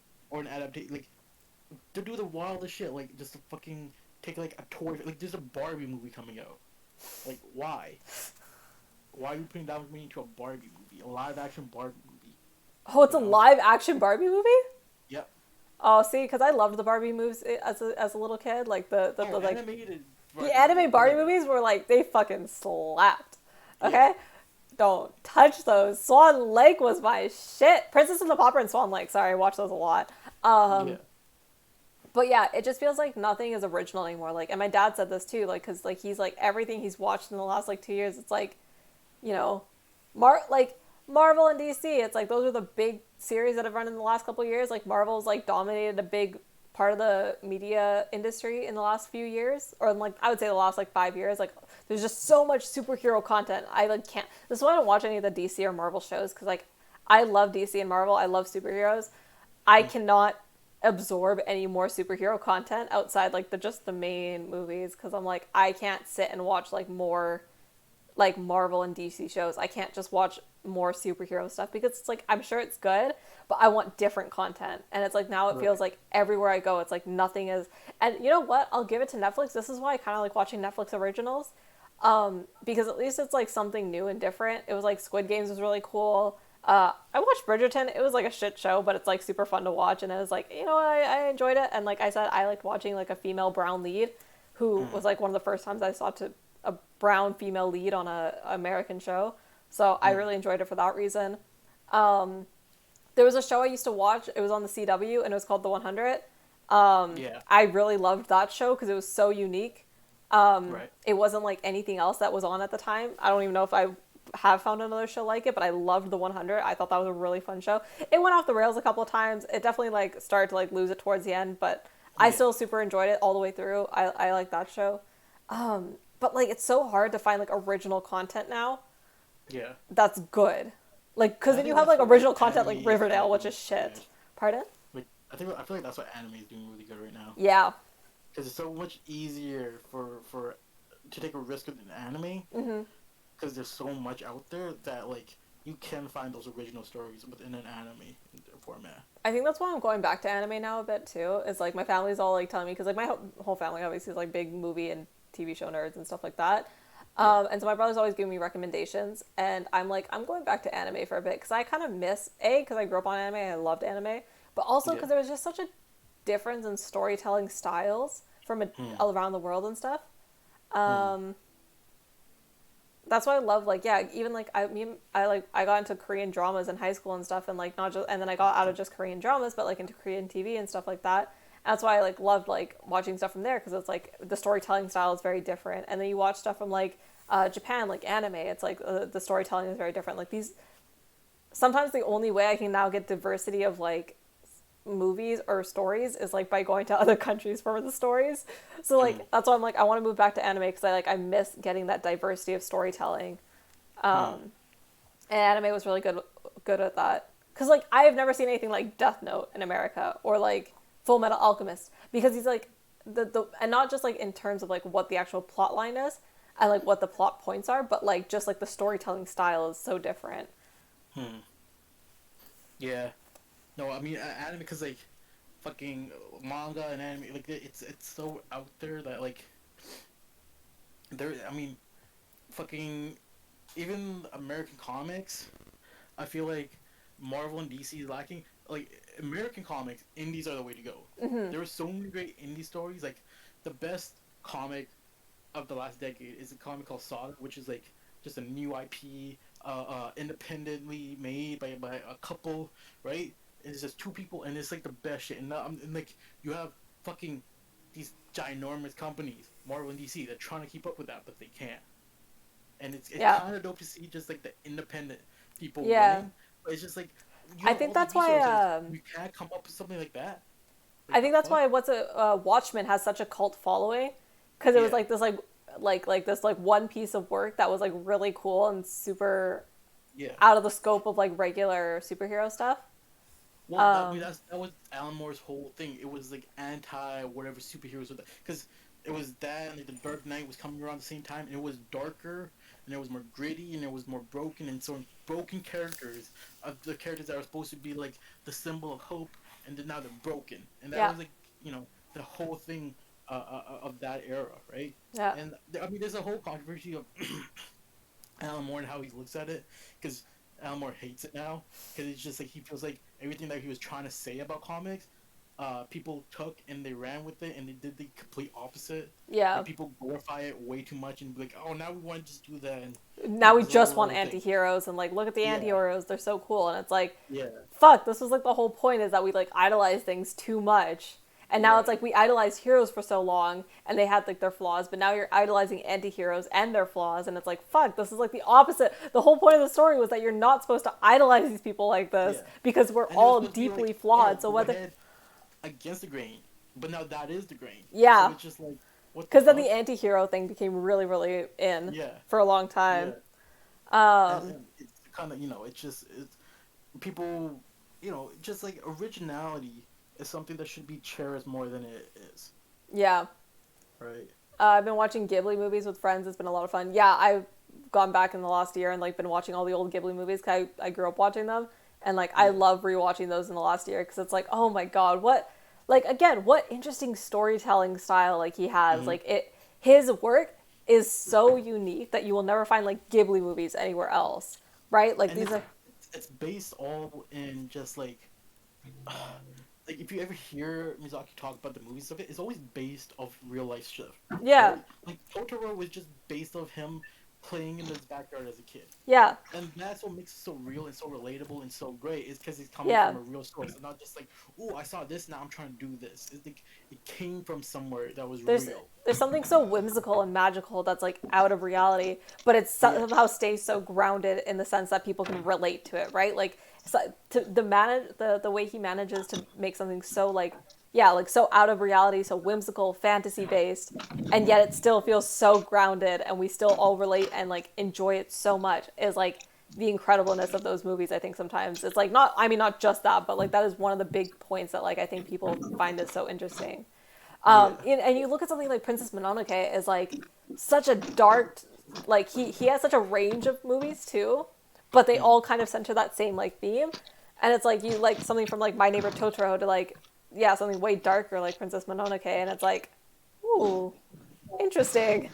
Like these are such opposite stories. Like he does so many like yeah I don't know. yeah, If you get a yeah. chance, which country would you like to visit first? I really want to go. I was supposed to, before the whole pandemic stuff, I was supposed to go to Ireland and I was supposed to go to Japan, and those are still probably my two big places I want to go, are Ireland and Japan. Mm. Hey, I'm trying to go to fucking Italy. I'm trying to go to Venice before that bitch sinks. Yeah, just so you can say, like, 30 years to your kids, you're going to be like, Yeah, I went I to was that in underwater city. Atlantis. I was in Atlantis. Because we're going to fucking go Mhm. all out Atlantis after that. Fucking hell. Mhm. Hell yeah. Yeah.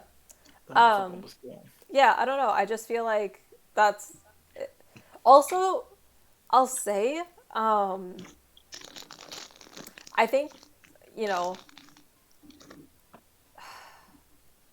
because anime it's hard because you don't get like a actually I don't know, it's a different type of female character. Like sometimes anime does over hyper, like, well, no, not sometimes, a lot of times anime will over hypersexualize female characters, but when they don't, like when you get a good female character in animes, it's like really really cool. And Right. we used to get that in Western media, and I just feel like I it's so hard to find that anymore, of like really cool female leads. And that's why I also liked the 100, is like I saw female characters who were awesome female characters and weren't just like we're the token strong female character that we're being put in, and like we have to tell you that we're the strong female character. And that's why I like loved the 100, is because you had so many of these like it was all good like they just made good characters, and then some of them were female, some of them were male, and that was like the cool part about it, was like it wasn't like set to be like this is our strong male character and this is our soft male character and this is our strong female character. It was like no, we just made a lot of good characters and they all had their role in the story, and it was like it was great. I loved it. Yeah. Yeah. Have you heard about all of what Miyazaki has to say about America? No, why? What does he say? He hates America. Does he really? He's so anti-America. He's like, America's the dumbest shit ever. Dang. Yeah, this man hates America with I mean, you might feel a little bit different about him after he said he didn't like the Lord of the Rings, but you know, that's because he doesn't like America. I can disagree with him on things. That's fine. Yeah. He's I really very Lord of the Rings and is beloved to me. Okay, I will never like, but I also like love Ghibli movies, and that's not going to sway Yeah. my opinion. I don't care. But I mean, when he says something like that, I understand it because he's so anti-America, and like, you know, Lord of the Rings is Lord of the Rings, but that did come out from, you know, war and shit, Yeah, right? the world. Yeah, you know, World wrote that World War land II. You know, where they were fighting with America very Yeah. intensely. That's fair. Yeah. Because he fucking Tolkien wrote The wrote Hobbit that. in the trenches. Okay. Yeah, so like I get what he means and everything, Yeah. but you know, it is what it is. It is what it is. But that's like the I'm kinda with him geopolitical on that, difference. but like, yeah. Yeah, right. It's the geopolitical difference, and you can understand it. Like, I think it's just like knowing everyone's position. It's like, ooh, I'm about to ruffle some feathers with this one. Everyone's real mad at India right now for taking no side or being abstaining in the Ukraine versus Russia conflict. And I'm gonna just put it out there. Anyone who's like, oh, why doesn't India join Ukraine's side? Why isn't it? I'm like, man, you guys are fucking either ignorant to geopolitical conflict, or you guys are fucking stupid.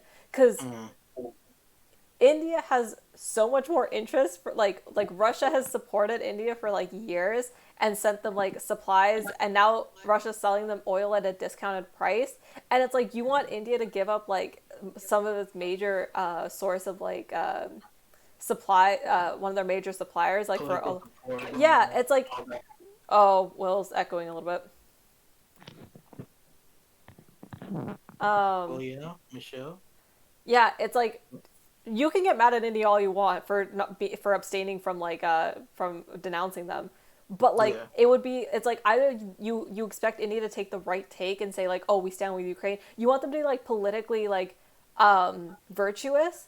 In return, they'll have like the destruction of their own society, and it's like, would you expect like the U.S. to take the virtuous take, but like then like lose all of its major imports? Like no, no one, you would never expect that of any country. But the fact that people are like getting hard on India for like taking Russia's side, it's like, well, America's fucked up the Middle East. They're trying to keep the conflict between Pakistan and India going. They're trying to like make sure that they don't reconcile. And Russia's been extremely supportive towards India, and they also have like they're in the I think it's called the BRIC agreement.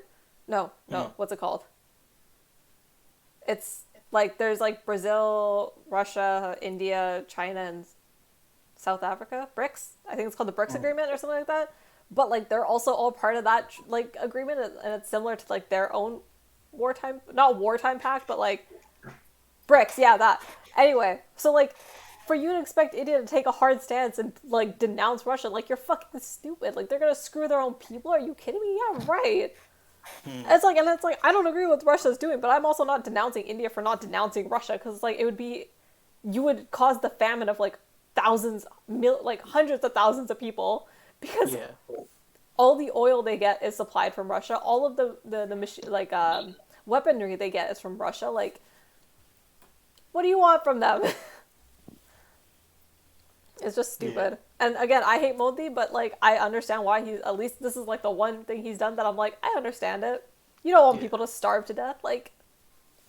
Well, people only know they're like, I mean, the world is so vast, and you're only gonna get basically your side and what affects you. So like, I don't know. I feel like people need to kind of stay out of other worldly like conflicts. Events and stuff. Yeah. Like you can have some kind of opinion, but you don't know the entire story of anything. If you're only ever willing to like look at your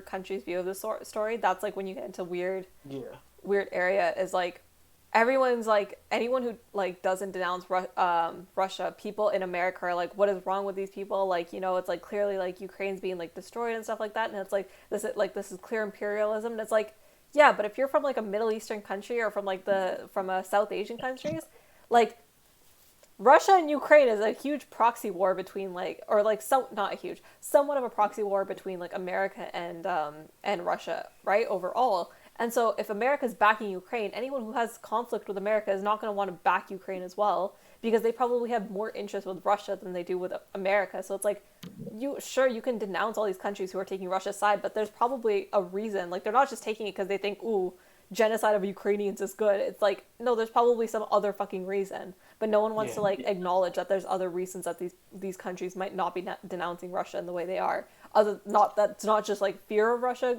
retaliating, or hate for like Ukraine. It's like there's like other like, you know, there's other like dynamics going on here, and like that's like the part that people don't understand. Michelle, Will. Yeah. Oh, is Michelle there? She's not here. Oh, is she going home? Yeah. Damn, I thought she was gonna sit with you. Well, you want to play games? Not really. Damn.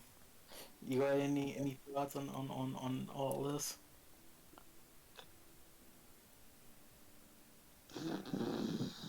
Not really. Do you think ketchup is a smoothie? Do I think ketchup is a smoothie? Yeah. No, because a smoothie isn't as like pasty as ketchup, you know. That's fair. Like if anything, it's closer to a puree, but even then, it's still not really that. I mean, ketchup is a sauce. Like, are we going to say all sauces are smoothies then? Yeah, blended. Yeah. Is mayonnaise just like? I'll call it. I would. Smoothie? I'd be okay calling it a puree. Yeah.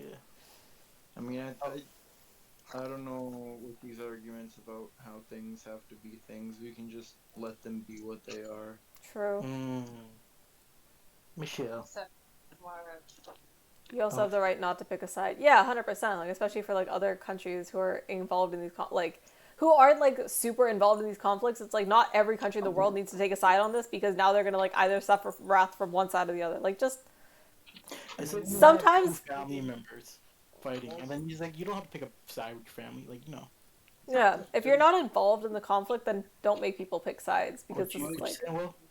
Unless India's like actively going to send help, like send weaponry or something, Yeah. or do like any meaningful sanctions, them verbally saying they denounce Russia yeah. doesn't really help Ukraine at all. Because all they've Yeah. said is they're abstaining from saying anything. Like they're just abstaining from giving an opinion. Yeah, there's not really like it doesn't do anything for Ukraine. So like realistically, it's just people being like, "Oh, you're not agreeing with what everyone else is saying, so we're Kind of denouncing." taking the high road. Just like I wouldn't keep call it it the neutral. high road. I mean, they're just kind of doing what's best for them. Yeah, Right. and you gotta Which I understand, mean, like at that's some that's what a government's job is. Yeah. Just do what's best for your people, not do what's I don't know whatever you feel morally obligated to do. What motherfuckers on American Twitter are gonna criticize you for? yeah, exactly. Yeah, but like I mean, it's Twitter. Like, does anything anyone has ever said on there really matter at all? No. What are your thoughts on the whole what's it called? What's his name? Elon Musk and Twitter stuff. I hope he What buys it. I don't know about that. What's happening? Oh, he's buying it. So he put up an offer to buy Twitter, right? And he said some stuff about it. Like he wants it to be like less anonymous, right? And so like I don't know exactly what he's gonna do, but he wants like it to be like more like you know who you're talking to, who's talking, everything like that, and kind of wanted to make it more of an open kind of place. Yeah, I don't know. I mean, I don't really have any thoughts about that. Like, I don't really care about Twitter. Mm-hmm. I think it's just interesting to Kind of like Twitter's just kind of like the new Tumblr, but it's I mean, I find it interesting because it's not just it's a Twitter thing, but it's not just a Twitter thing. It's like it's kind of How we a new communicate in take on society. how we take social media. Oh, I fucked up. Social Um, media and stuff. I hope he does it just for the chaos. Oh, that's one thing I do fuck with. He wants to get rid of bots. Like, I kind of just like don't like Elon Musk in general. I think like a lot of people kind of glorify him because they're like, oh, he's an inventor, he's an innovator, one of the greatest minds of our century. When really, he's just like kind of another like rich dude with a bunch of money who's kind of a shitty person. Yeah.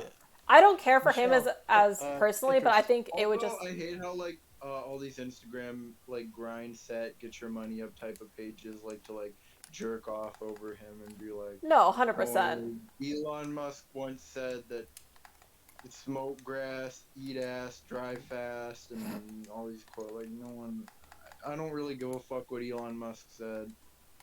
Listen, if you're glorifying or if you're like romanticizing someone just because of their bank account, you're probably no. People don't romanticize him because of his bank account. People romanticize him because they think he's like some genius inventor who's like gonna change everything. See, there are people who kind of anybody who like makes money or whatever. They're like, oh yeah, that dude. That's how he was like the fucking Wolf of Wall Street dude. Kind of an asshole. People want to like romanticize that whole thing, right? yeah, I don't care for Elon Musk as a person. Like I don't think he's like some great inventor, and I don't think he's some great dude. I think it'd be chaotic if he like ended up owning parts of Twitter because I think he would let Trump back on, and I think that's good for everybody. I think honestly, I'm in the camp where I'm like it'd probably be better than who's running Twitter right now. True. It's not that it would be completely great, but like it's like Twitter is kind of a shit show. A lot of social media platforms are shit shows right now. I'll be honest. I used to be in the camp of like Twitter's a private company, can do what it want, like freedom of speech shouldn't apply. But when you become like, if the social media platforms are now like the only place where like people do most of their communicating, it feels like the like limiting speech starts to feel a little bit weird after a while. Because it's like this has like become our new public square. This is like the place where most people do most of their communicating. And if this is the place where you're getting your message out, it feels like now we're limiting like, it does feel like the freedom of speech thing like kind of starts to apply because it's like this company is so big and it's like where most people are communicating. I don't know.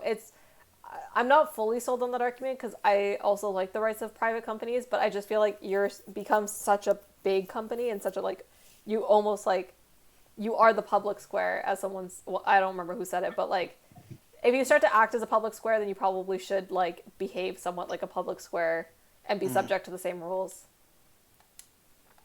Yeah, I feel that.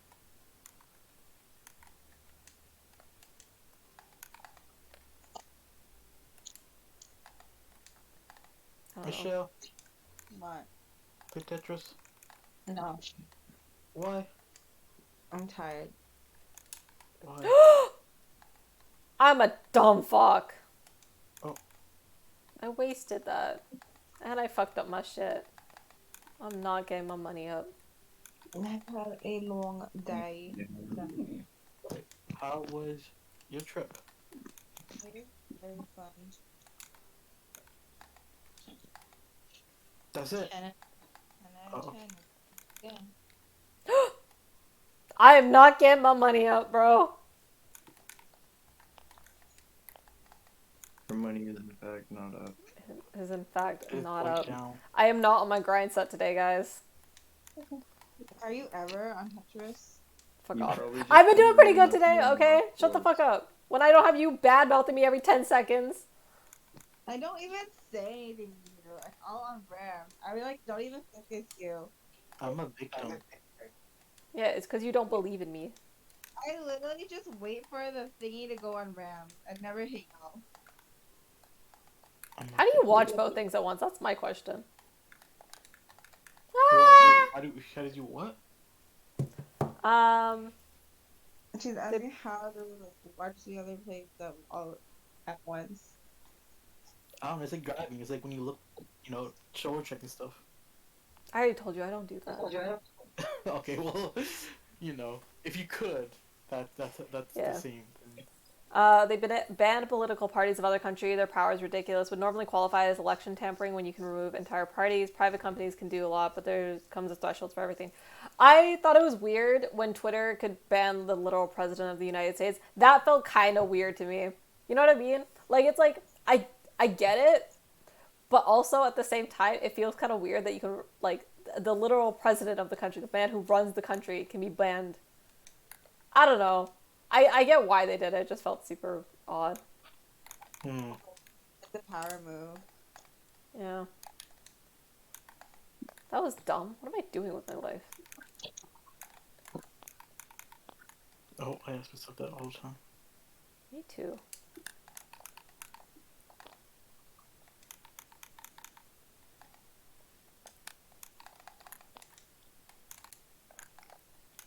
How was the food, Michelle? How was the food over there?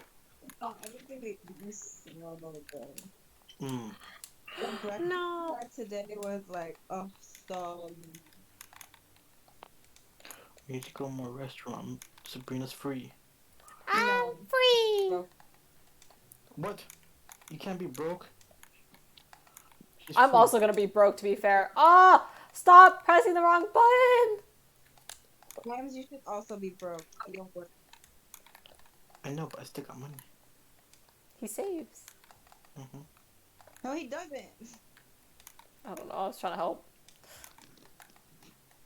He's Whatever. like buying things like every week. That's okay. I like spent like all this money on the Airbnb next week, and then I like have a hair appointment book, which I might cancel because honestly, I don't know if I needed enough to spend that much money right now.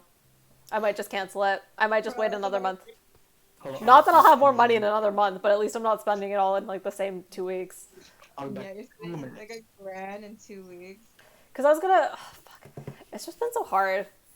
Because I don't want to, I want to work part-time, but all the jobs that I want to apply to are not part-time positions. But I might just go back, like I might just go do a retail job for a while just to get some money. But I don't want to work. I want to go work in the justice system, but like it's so much of it is like all the jobs that I like could do is like full time, and I can't do that in school. I mean, before they banned Trump, they were banning entire political parties. They still haven't gotten over that. This would have been like in 2017. Wait, what political parties did they? I gotta know what this is. Oh, please, I need to sleep. Oh God. I just. There we go. We're gonna do it like that. I just realized I had another screen set up now.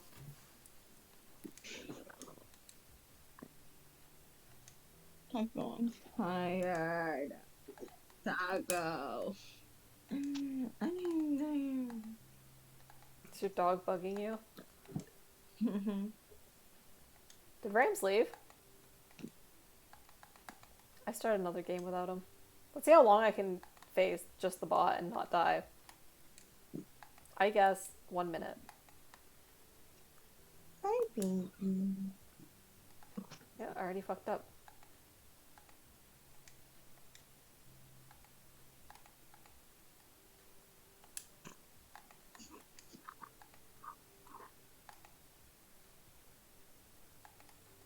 Ooh, our hotel was great. If we ever want to do a trip to Victoria, I would stay there again.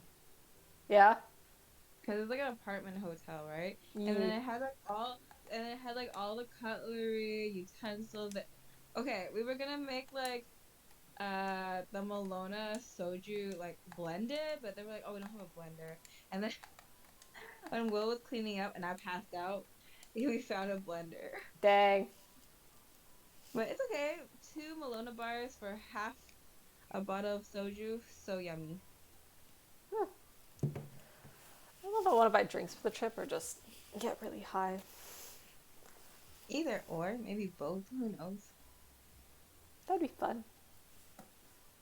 I don't know. There's a hot tub on our trip, so might be nice. Hot tub and drinks. Right? That's kind of the move. Like, dude, we didn't bring a car on the trip. We brought a scooter. And we, like, rented a scooter. That was so much fun. Did you guys do walk-on for the ferry? Yeah. And then we Sick. bused. And then... That's cool. The bus stop was only, like, 5 minutes from our hotel. We walked that. Easy Cute. peasy lemon squeezy. Yeah. And then we saw, like, the scooter rental. We rented that for 24 hours. So we rented it before the day, like, when we got there. And then when we had just returned it like 4 o'clock the next day, and then we got to like spend the whole day driving around. Fun. Like, went up and down the coast. It was so fun. That's what I'm thinking about. Like we might go boating while we're on our trip because like the place we're staying like rents boats. So I was like, oh, that'd be kind of fun.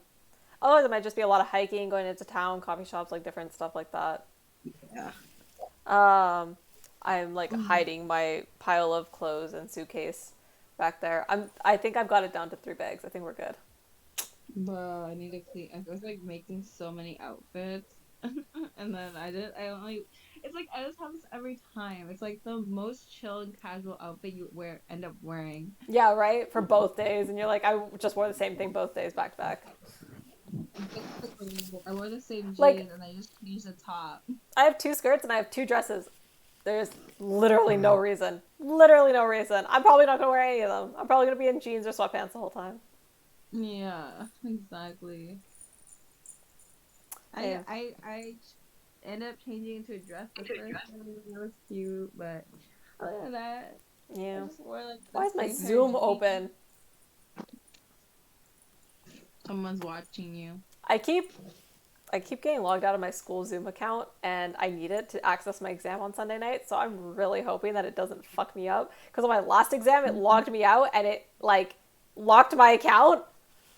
And so I had to email my prof and be like, I'm not using my school account, I'm using a personal one, because I just got locked out of my actual personal account, or my school account, so I gotta email Zoom about that. But I think I fixed it, because I think I can just use my, like, school key to do it instead of doing it through my login.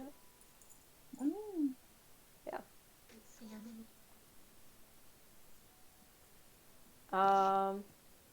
been too long. I don't remember the name of the parties. I need to save the bigger stuff I find when it happened.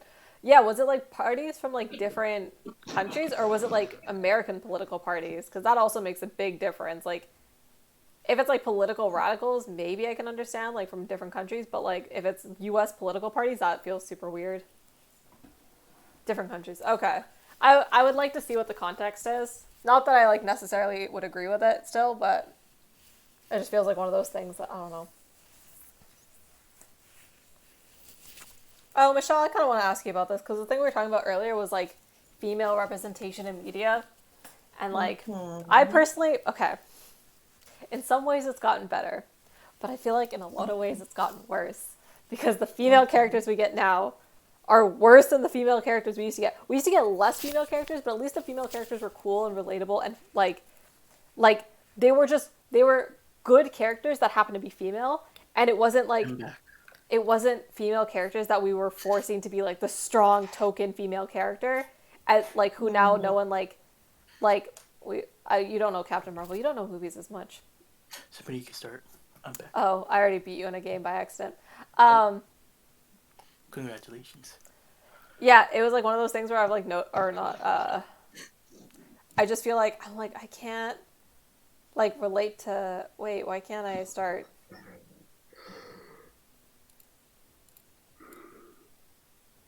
Are you playing? I'm so confused.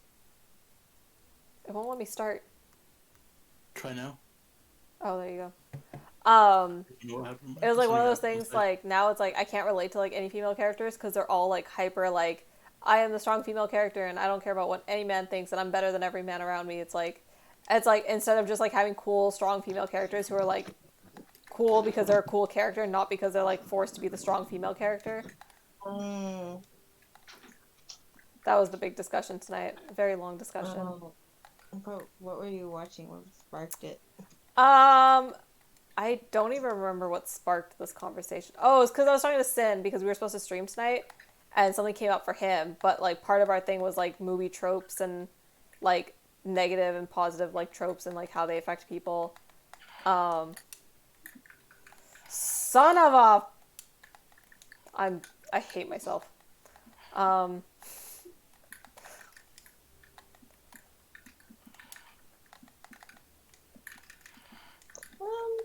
I feel like yeah, it's like it's getting like overplayed, but nothing super wrong with it. Like it's not like there's way more harmful tropes and stuff. Yeah, that's fair. Yeah. Wait, Like, in context of what? Just our conversation earlier with like female characters. Like I also find that it's like getting really repetitive and like it's in everything. Yeah. Well, it's not that the repetitive. It's the lack of attention given to it. Like it's like we're just gonna put this in, and the selling point is gonna be just because this represents something, and not because it's good. Yeah. So it's like a lack of attention to actually making something good, because they feel like just like representation itself is a selling point, and it doesn't need anything else to support that. See, I fucked up. What I I fucked up. see is more like because I don't care about the content. Is that just the character itself? It's like it's there. It's for some. It's gonna. Oh, What just happened? William's brushing his teeth and shit. Oh, okay. I was so confused. it's gonna be relatable or like I don't know. It's like some people like someone's gonna like it or like appreciate it. So. But see, The people who can't see depth are the ones who... I agree with that, but it's also harmful to always have say we have representation, right? And we have like brown representation, and like 3 shows come out, they all have brown representation, and all 3 shows do horrible, and horrible writing and everything, and then the views are low, and then it's like falls flat on its face. That is horrible. That is worse than no representation, because now it has an outlook of like, oh, here was a show that tried to do representation and it failed, right? Yeah. So it's counterproductive. And you see that a lot. I mean, fucking, I don't like. There's very little well written South Asian characters, right? That I can even think of, right? And like it's when we do get it in popular media, it falls flat. Or it's like tropes, super tropey, like Big Bang Theory, Phoenix and Ferb, and everything. It's the geeky kind of South Asian. Yeah, you only get like the Or really stereotypical. yeah, or when it is done right, it's done like to very like a little like a smaller scale that doesn't have enough attention. Like there is so like Dev Patel, and I'll keep saying this, is not single handedly, but is like a big like dude who is like part of what is holding down South Asians. And shit, True. right? This man is fucking killing it and shit. Like he's taking traditional roles that are ridiculous and he's killing it. The Green Knight and the story of David Copperfield, whatever the movie was in, they're not meant for brown. They're not meant to be like a brown person. It's not written for a brown person in mind. But he's going and doing these roles and he's killing it, and that is like the most progressive shit that we've gotten in like the pretty much ever, really. That's what I'm hoping. Like the Simone Ashley, who's on the like lead season of Bridgerton. I hope this is a launch pad for her because she's a really good actress, and I think she has potential to do like really well if she can get more roles based on this. Yeah.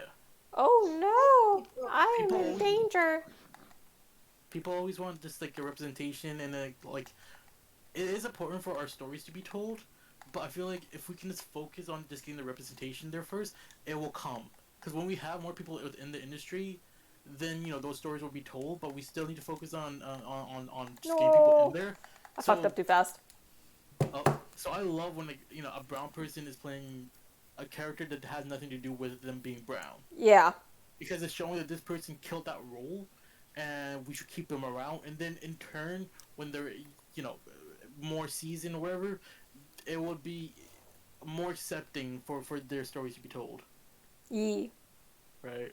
That's what you it see feels. that with Jordan Peele did that, right? Jordan Peele was in Key and Peele and blah blah blah, and now he can tell his stories. Yeah. Right.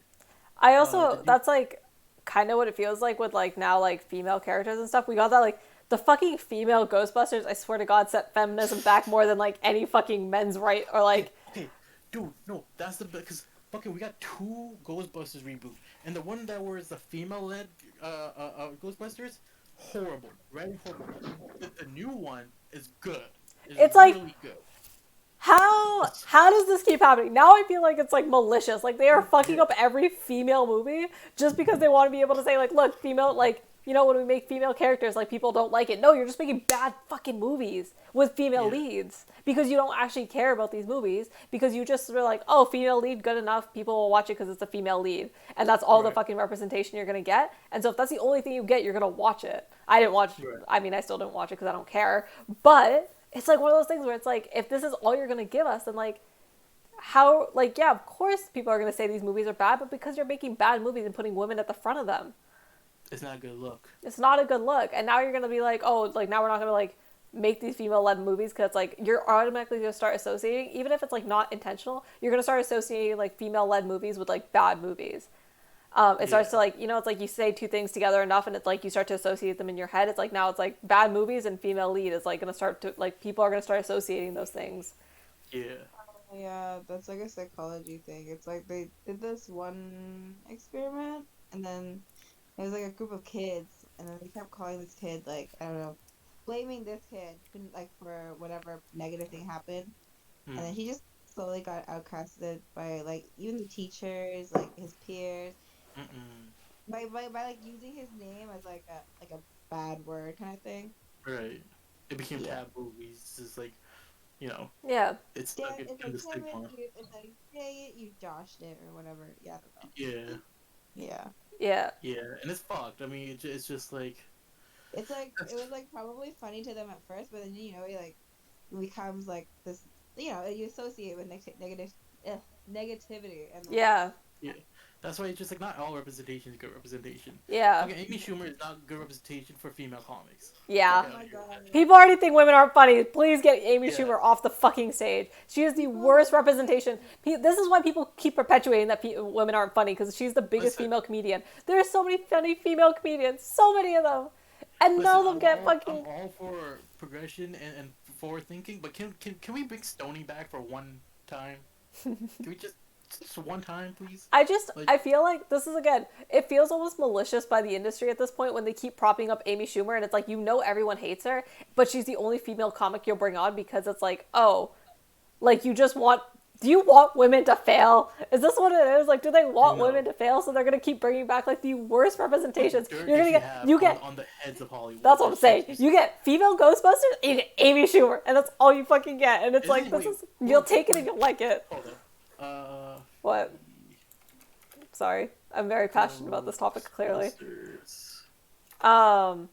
Yeah, Cloud's a lack diversity. I don't care. It has to be a story and I can invest in. The thing is, people need diversity. I think it's good to have like a diverse cast. I think it's good to have like different people see themselves represented on screen. But if you're gonna do diversity, do it right. If you're talking about America is a diverse place. Like, yeah, you have just no. You should have diversity on screen because you need to represent your general audience, and I think like that's an important thing to have in movies. But like when you force diversity and like lack the actual like motivation behind it to make it a good story, it's like now you've just like you're not doing it right. You're just doing it for the sake of like appealing to people, and it's like no, just do it because it's like you should, because it will make your movie better, not because like don't add characters in and be like, oh, this is gonna be our diversity token person who's like the good one. It's also it's like, you know, if they made a movie that took place in Vancouver and it was an all-white cast, I would be like, this is a failure right off the bat. Yeah, that's not what Vancouver is. It doesn't look like that. No one like Vancouver, like the you probably should represent, like if you're doing a movie from like fucking South Tennessee, sure, an all-white cast and maybe like one other minority. But so it makes sense. Take place in New York. Yeah, it's like you're in New York. This is a very like diverse area. Like what the fuck? Yeah. You're gonna tell me it's an all-white cast? Fuck off. Yeah, it don't make sense. It don't make sense. And I'm a big advocate for like we don't just need representation on screen. We need more people behind the screen. We need more. Yeah.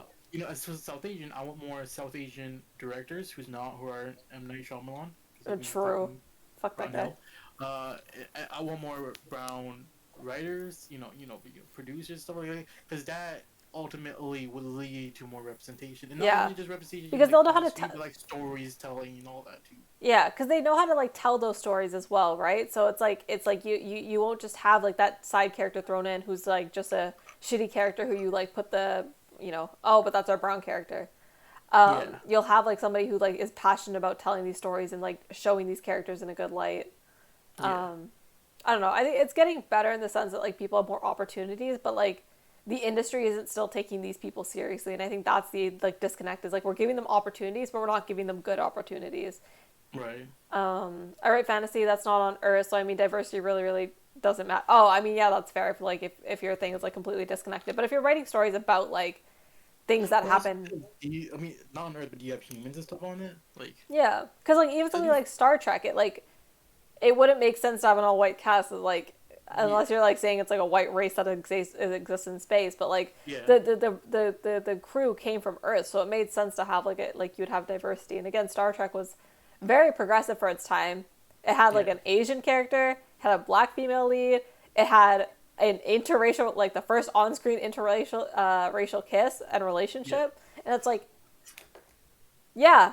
But like it shouldn't matter. It's like literally a story about like a world that doesn't exist, where like people are like hundreds of years in the future, intergalactic space fighting, and like you care about like an interracial kiss. Like this is the dumbest thing to care about, and that was like the whole point. The show was just trying to say like it was just showing like this is like the future, right? Like this stuff doesn't matter. Like we're all here.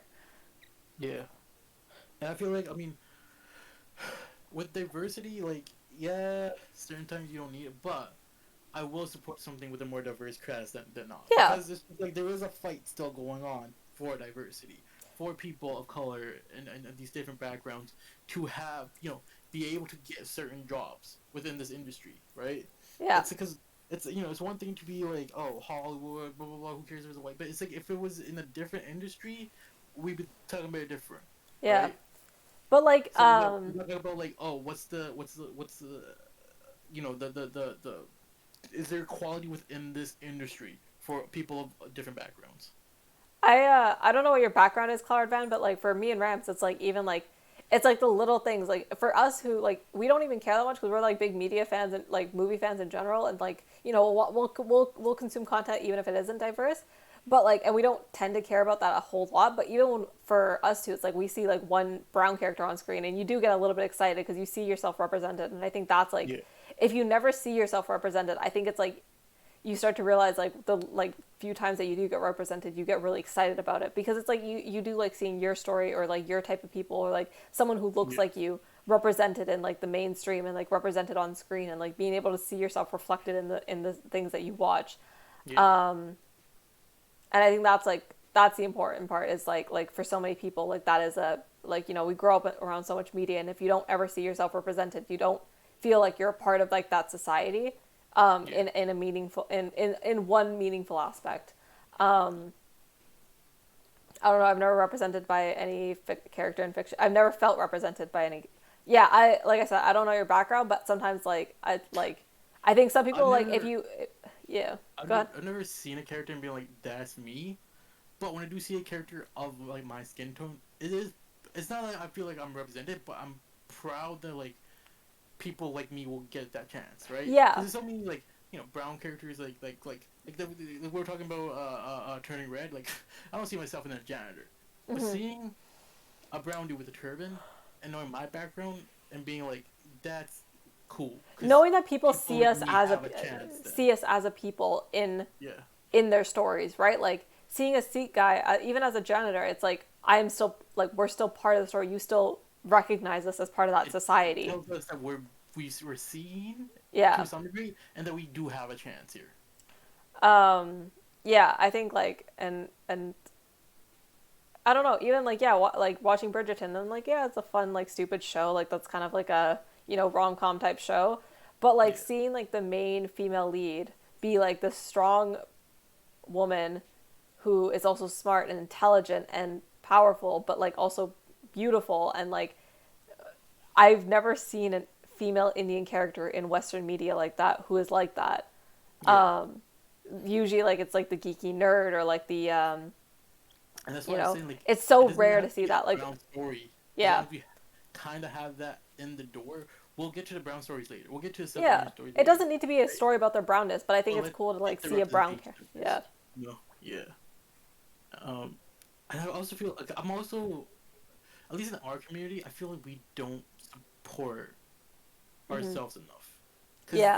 There is a lot of like brownish stories or whatever that like we don't support, right? And it's like because we're so divided on our own. Maybe it's divided because we're so divided in ourselves. Like South Asian itself is so divided. Like there is a lot of great movies that come from the UK that have the Pakistani like story of like being a Pakistani immigrant in the UK, right?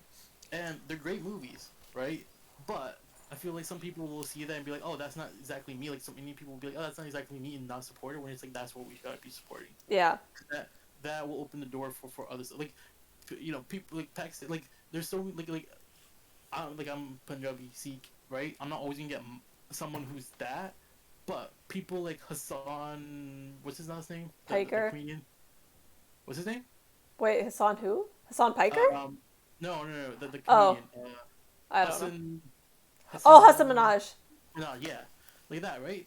It's not, you know, gonna represent me completely, but that is good enough to get, you know, the door open, right? Yeah. Stuff like that. I think being able to see like your own people, like people who look like you, or people who are like you, succeed, and I think that's something like we never got, is like to see yourself like as a successful person in the media, because I think if you don't ever have that representation, and I know like again so many kids like saw that with like even the new Captain America story, like Captain America Winter Soldier, as Sam Wilson being that Captain America, it's like that is going to be like big, because I don't think like young black boys have a lot of like good role models in our media and stuff like that, and I think it's really cool to have such a strong, like powerful character who's so like, you know, he's emotionally in touch, like he's a therapist type character, but he's also very strong and witty, and like he's someone that people can see themselves wanting to aspire to be like, even just a little bit, just to like see that like and see yourself as a successful It's character. a character that breaks boundaries and stereotypes of what Yes. people Yeah. would say his character should be. Exactly. Right? Yeah, exactly. I think that's like a bound breaking character is like Yeah. someone who breaks your stereotypes, and it's like, yeah, me and Rams, it's like, yeah, we saw some brown characters growing up, but you saw like, you know, as much as I love Phineas and Ferb, but like Baljeet was like, you know, the nerdy brown kid. You saw Big Have Bang you Theory, and you had like the one guy who couldn't talk to women was like like out of like the group of nerds, he was still like the worst like nerd out of all of them. And now it's like we finally got like Bridgerton, and it's like, oh my god, I see like a female like who's strong and smart and like witty and stands up for herself, but like she's a brown character, she's like me and someone I can like connect with in that sense. LG is such a interesting character because yeah, it's like when we watch it, we're like, oh, that's very stereotypical, right? Mm-hmm. Like the brown kid who probably has, I mean, we never see his parents, but probably have like those strict parents, so he's all about his grades and this, and he's a stickler and he's a nerd. Yeah. But fuck, what's his name? Dan, whatever his name, the creator for News Fair, he's on TikTok. He makes a lot of TikToks, and he was asked about biology, Mm-hmm. and he was like, at the time, I didn't understand that there was anything wrong with that. Yeah. Like, I wasn't trying to be offensive or anything. And I would never that was hold just someone how like, he was yeah. character. And I don't think I'd And ever fault someone for that because like I don't. malice behind that. Yeah. Right? It does do harm to our community, but we can't be like, hey, you fucked up because there was no malice. To be fair, I don't even think like I don't even have to say like you fucked up or like it's malice because like I don't think like even like the character itself does harm as long as you have other representations. But when that's the only representation, I don't like that because like for me it's like I look at Baljeet and I'm like I'm fine with a character like that if we also get other types of brown representation who like now like Dave Patel is like giving us, right? We're getting other cool representation. So like you just need to have the balance. You need to have like you can have like you know the nerdy like brown kid who's obsessed with grades because there's a lot of brown kids who are like that. But I also want like the cool like you know artsy brown kid or like the cool like the strong brown. Right? Yeah. Because like you can show that, and then that because it's so like close to the stereotypes that it just feeds the stereotype. Where if you just had if like Ferb was brown, it wouldn't feed into anything because there was nothing to feed into. So it would just normalize a brown character. Yeah, for sure. There. To this dude's point about not wanting like a male Wonder Woman with it, when they do like character swaps, like making character a different race or a different gender, or whatever, as long as it does not affect the integrity, the story, or whatever that character is based upon, I'm all for it. Right? You can have like a fucking I don't know, make Jack Sparrow black, cool, like. Okay, it's a fictional world, whatever, blah, blah, blah. You can't make Wonder Woman a man because Wonder Woman is Wonder Woman. Well, okay, right? I also want to say something to this, is like, I would never want a male Wonder Woman or white, I don't want a white Storm or a white Black Panther. The thing is, we have those characters as white and male characters. The problem is like, I get one female, like, or one or two female, like major female superheroes, and that's like what I like can aspire to. Like, let's be honest, the ratio of like female to male like superhero characters is like pretty intense, and for a long time Wonder Woman was a hypersexualized character, and it's like you don't get the same level of like representation in media. Like you can like look at a lot of white characters or a lot of like male characters and like you know you have a lot of diversity of like yourself on screen, whereas like for people of minority status it's like you don't get that same diversity of yourself on screen. And people who are like you, people who you can connect to on a sense of like identity level. And not that I'm like I'm not a huge identity politics type person, but I think there is something to be said of like being able to see yourself. Media is so ingrained and such a big part of our culture, right? Like a lot of our world revolves around the media that we see and like the people we like, the music we listen to, the art we look at, the film we look at. And so for that to be such a big part of our lives, we also want it to reflect us, right? And so if you can't ever see yourself reflected in that, I think it's like, it's just really, really hard to explain that to someone who might not understand it from the other side because like you didn't grow up in a world where like you didn't ever see yourself. Yeah. Not that I'm saying that to you. I'm just saying like in general, like you as a general, not you personally. Yeah.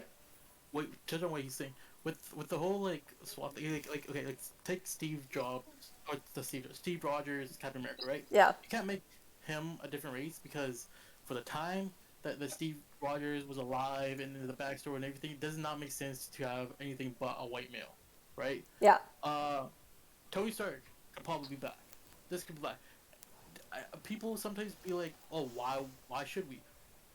because like when you're taking something that was source material 40, 50 years ago, when the norm wasn't to be diverse, and you want to put in today, which today is diverse, you gotta adjust it a little bit to I make also it don't diverse. even, I don't One, care for that because I don't want like old characters to be revamped as like different genders or races. right, Just but make there's nothing make new wrong with characters. Like when you make a new show, just throw like, you know, don't strictly write the show that it has to be like an all white cast. Like it. it Right. feels like, I don't know. If you are surrounded by a diversity of people, why not also like why would that not reflect in your media as Right. well? Because most people To, draw from their real life. right. It feels a little And bit, I don't to know. the point of like it making it harder for the writer, it's not making it harder for the writer. If a writer is a good writer, they'll be able to write it. Yeah. Also, there is a lot of writers that can do it. Right? Also, If you I, want to, if oh, you want sorry, to go make ahead. a certain character in a different type of race, you can get someone of that race to write it, right? Yeah. Because that also opens the door for more diverse writers and producers and Yeah. directors, And we're and not, that's a big yeah. thing that we need to. A good writer can write. Okay, they're Yeah. not limited to anything, right? Sure, certain things they can write more about, like experience and stuff. A good writer can fucking write. Yeah. And when we're talking about, oh, we want diversity, we're not talking about we want diversity from certain writers. We want from corporations who Yeah. can hire the writer, Exactly. the right writer, this good writer that can write this story. Yeah. So like, Like, to his case, if you like you say you're a writer, maybe you're not meant to write that story. Cool. Then you gotta pass it up to someone who can write it. yeah, I think like we're saying like for a company like let's say like something big like Disney, right? If you have like 8 people applying for a job and 6 of them are saying like we're just going to give you like, you know, another like white, this sounds so fucking id-poly, but like the white male-centered story, and someone else says like, hey, I've got this story with a lot of diversity, maybe pick that person who's offering you that diversity story instead of like going with the base writer. It's like we're not asking individual writers or individual artists to change their art to match like what we want. We're saying that like the companies who are producing the art probably should pick should start to pick like maybe a diversity of story to place on their media, Yeah. because I think it's also good for society, because I think like when we keep seeing the same stories of like the same type of people over and over in media, it's like we were talking about this earlier, but like if you are from like, you know, a very like or homogeneous like society, like where like maybe you're just like, let's say you're from like the deep south, like there's just mostly white people around you, you grow up around mostly white people, you have a harder time like understanding other people's stories because you're never around those type of people. But if you grow up in a very like diverse area, you start to understand other people way better, because it's like, oh, like I start to like, you know, you hear other people's perspectives, you start to learn about other people's ways of lives, you understand what other people go through. So it's the same thing with media. Is like if you're someone from like, you know, a very homogeneous area and you only ever see like media that represents like your homogeneous society, well now you're also you're one more cut away from like ever understanding anybody else. Yeah. To this point, it's not pick diverse over story.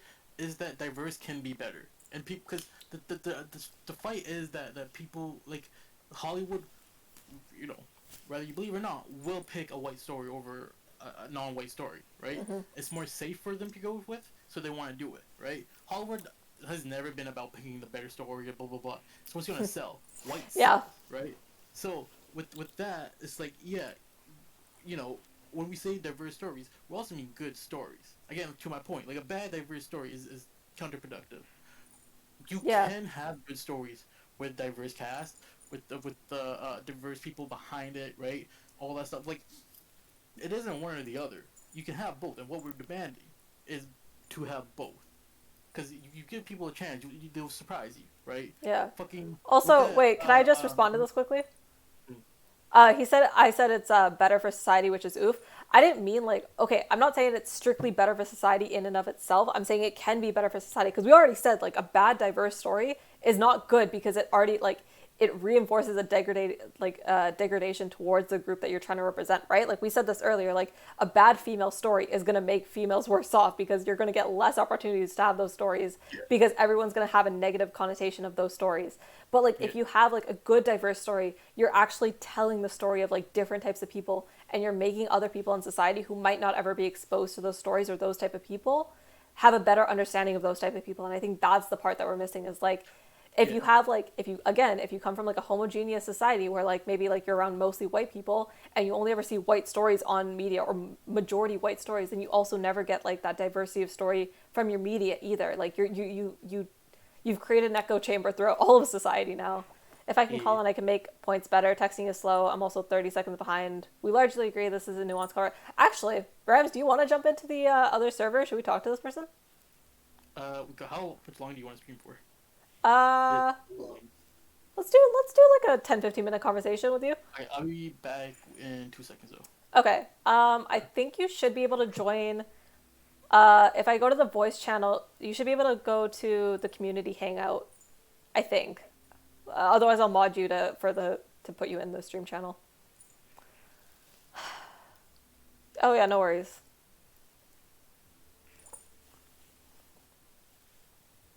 Oh good, now I'm just sitting here in silence because you and Rams both left. Anyway, yeah, I don't think these things are like inherently good or bad in and of themselves, but I think they can make better understandings in society of different groups of people for anyone else who's listening.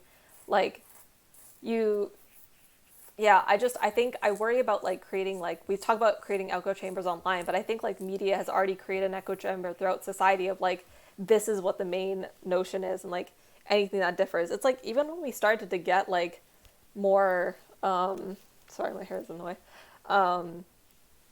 different types of stories told in media, there was pushback against like female lead roles and stuff in like different types of movies. Like even when people just heard about like what was it? Captain Marvel and stuff. Like people shit on Captain Marvel for the wrong reasons. It felt like people were shitting on it because it was a female movie and not because it was a bad movie. And that was the issue. Is like my problem is like people like we're still having to push for the diversity piece because like people automatically reject anything diverse, and not because it's a bad diverse thing. It's just because they like see the diverse part as the bad part. And I think that's like my worry.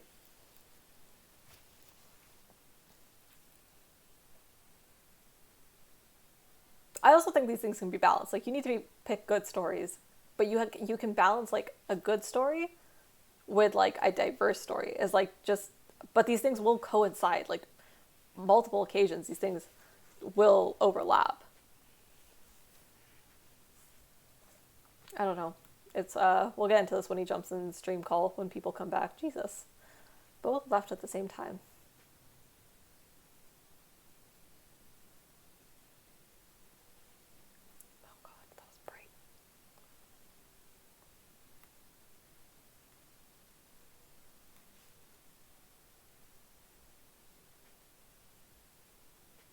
Yeah. Fuck. Why did everyone leave at the same time? What the fuck? I'm back. Okay. Let me know if you can jump in the community hangout on my Discord. I think you're on my Discord, right? If you can, then jump in to the channel if you can. Otherwise, I'll try to mod you. Hello? Here. Oh, you made it. Okay, cool. That works. Okay, Rams jumped out for a minute, but we can start the conversation, I guess, without him. Turn off the Twitch. Can you hear me? Yeah, I can. Okay. Sorry about that. Yeah, no, this is a heavily nuanced conversation that I've been looking at for years, and it's like, I agree with a lot of your points here, but yeah. It just comes down to the finer details. We're going that, good representation is good. Good writing is good. Like I don't disagree here. Mm-hmm. You've never seen my comments. You've never seen my works here. Half my characters are female. That's just the way I grew up in anime. So half of every I just never really thought anything of it. Yeah, I think that's. Oh yeah, go ahead, finish. As I said, most stories here they don't have very big casts. Mm-hmm. So when you're saying, hey, we need this representation, like you often end up with tokenization because you only have so many characters to work with. Mm-hmm. And what they're often doing here is they like to when they start including more characters, you end up with just a whole bunch of bit parts being given, and that doesn't really help. So that's why I said it's kind of like better when you have like you actually dedicate a big part of your cast to something, but you can't represent all groups. It just doesn't work for stories. I will agree with this because I think this is like what we were advocating against, right? We like me and Rams were saying like we want the like opposite of like tokenization, because that's what it sometimes feels like, and every group is advocating to have their group tokenized in the, or not tokenized, but like represented, right? So like when a show comes out and like the cast is like, you know, let's say for this example, we'll say majority white, right? And you have like 2 black characters, 1 Asian character, and everyone's like, well, oh, there should have been like a gay character, there should have been this character, there should have been a brown character. It's like, I don't want, yeah, I don't want that, right? What I want is like to write a show and write good characters and then throw whatever actor in though. But sometimes it feels like we're casting, like we continue to like just cast like the very like, and like, again, I'm not a huge idpol person, but there is a point where I'm like, okay, yeah, we do cast majority white people in a lot of these like films and roles just naturally, because I think it's so ingrained in our society that this is normalized. Because sometimes people got mad at Black Panther for having such a large black cast even, and it was like, but why was it okay when we did like years of all white casting, but like now we have one movie with an all black cast and people like I can't help what other people argue, because yeah, people make dumb arguments regularly, but I'm yeah, like, no, like Black Panther is fine for being all black. If you want an all Asian, if you want an all this and all that, I want good writing. That's really all I'm there for at the end of the day. And if you give me trash writing, I don't care who's doing it. Yeah, exactly. Right. But I mean, I guess your argument comes more from just looking at the actual craft of it, of writing, and not just you know, what the political side of it is. But like, do you like say take something like How I Met Your Mother or Friends, right? Where it's like usually, you know, a cast of like 5, 6, 7 friends hanging out, blah blah blah. I feel like in something like that, you could add some more diversity, and it wouldn't really hurt, you know, the writing of it. I feel like it would actually enhance it, right? Because then you have other stories to like tap into, and not, you know, a lot of these shows follow the same trope of having a couple good series and then falling off because they have, you know, they ran out of ideas. Potential, but you're making several assumptions there. Because what's gonna really matter there is the writers for the show. Mm-hmm. Right. Well, that's why I also say like we need more diverse writers, producers, directors, like all those people from behind the scenes. That needs to be a big emphasis too. Of like, yeah, we need more diversity in those aspects. Yeah, if you got a good writer, any ethnicity, to hire them.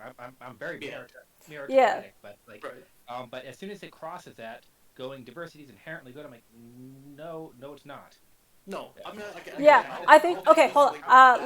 Let me bridge. Diversity is counterproductive. I think I can bridge this a little bit, because I think what me and Rhymes are saying is like, I think so.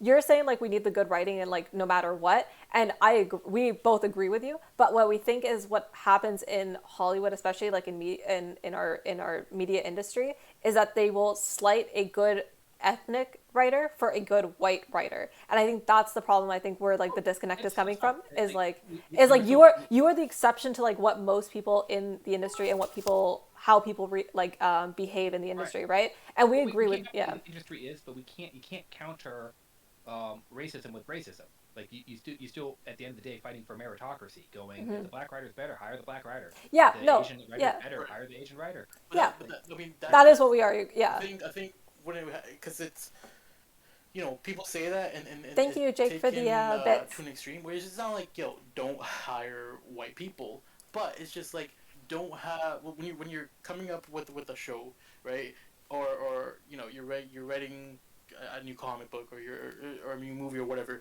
don't just hire white people, because so much of Hollywood, it was just hire white people, right? It kind of comes down to, is this a preference or demand? Because I mean, if you're writing, do you want to be told when you're writing your own stories how to do what you're doing? If you decide to write a comic tomorrow on your own little website, do you want people coming in going, you don't have enough X, you don't have enough Y, you don't have enough Z? No, and we don't know. I want people to consider it.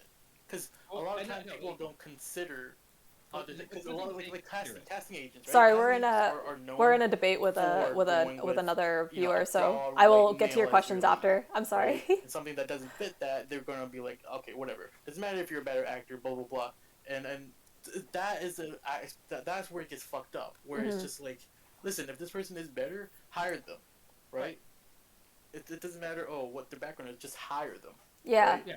And the thing about it is because there is a side of Hollywood that does not want to do that. Rather, they're better or not, right? I think it's not like sorry.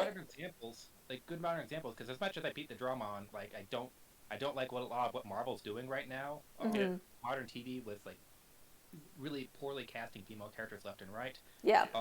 But they got Nick Fury was a brilliant casting. Yeah. In the comics, the guy's white. Yeah. But I mean, if you're gonna sit there and race swap a character, at least do a damn good job, and they did. Yeah. Like, nobody complains about Nick Fury. Right. Yeah, But and I think that's like how the. you say with race swapping. It depends on the character. If the character has nothing about the character, Nick Fury has him like nothing about him has to be white, right? He could be played by a black guy. He could be played by like an Asian guy. If you're following the comics and being faithful to lore, he's white. But Yeah, but I think people. I'm gonna say it right now. People care too much. Most people care way too much about like the following the comics to a strict T.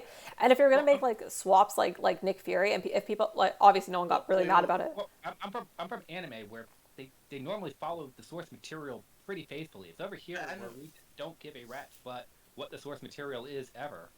Anime and American comics. There is a big difference where anime like you take a series of anime, you take like something like Bleach or Dragon Ball.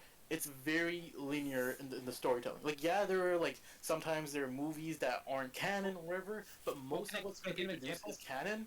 Versus you take a character like Batman. Batman's been here for like 75 plus years. There's so many stories, so many things that were canon at one point.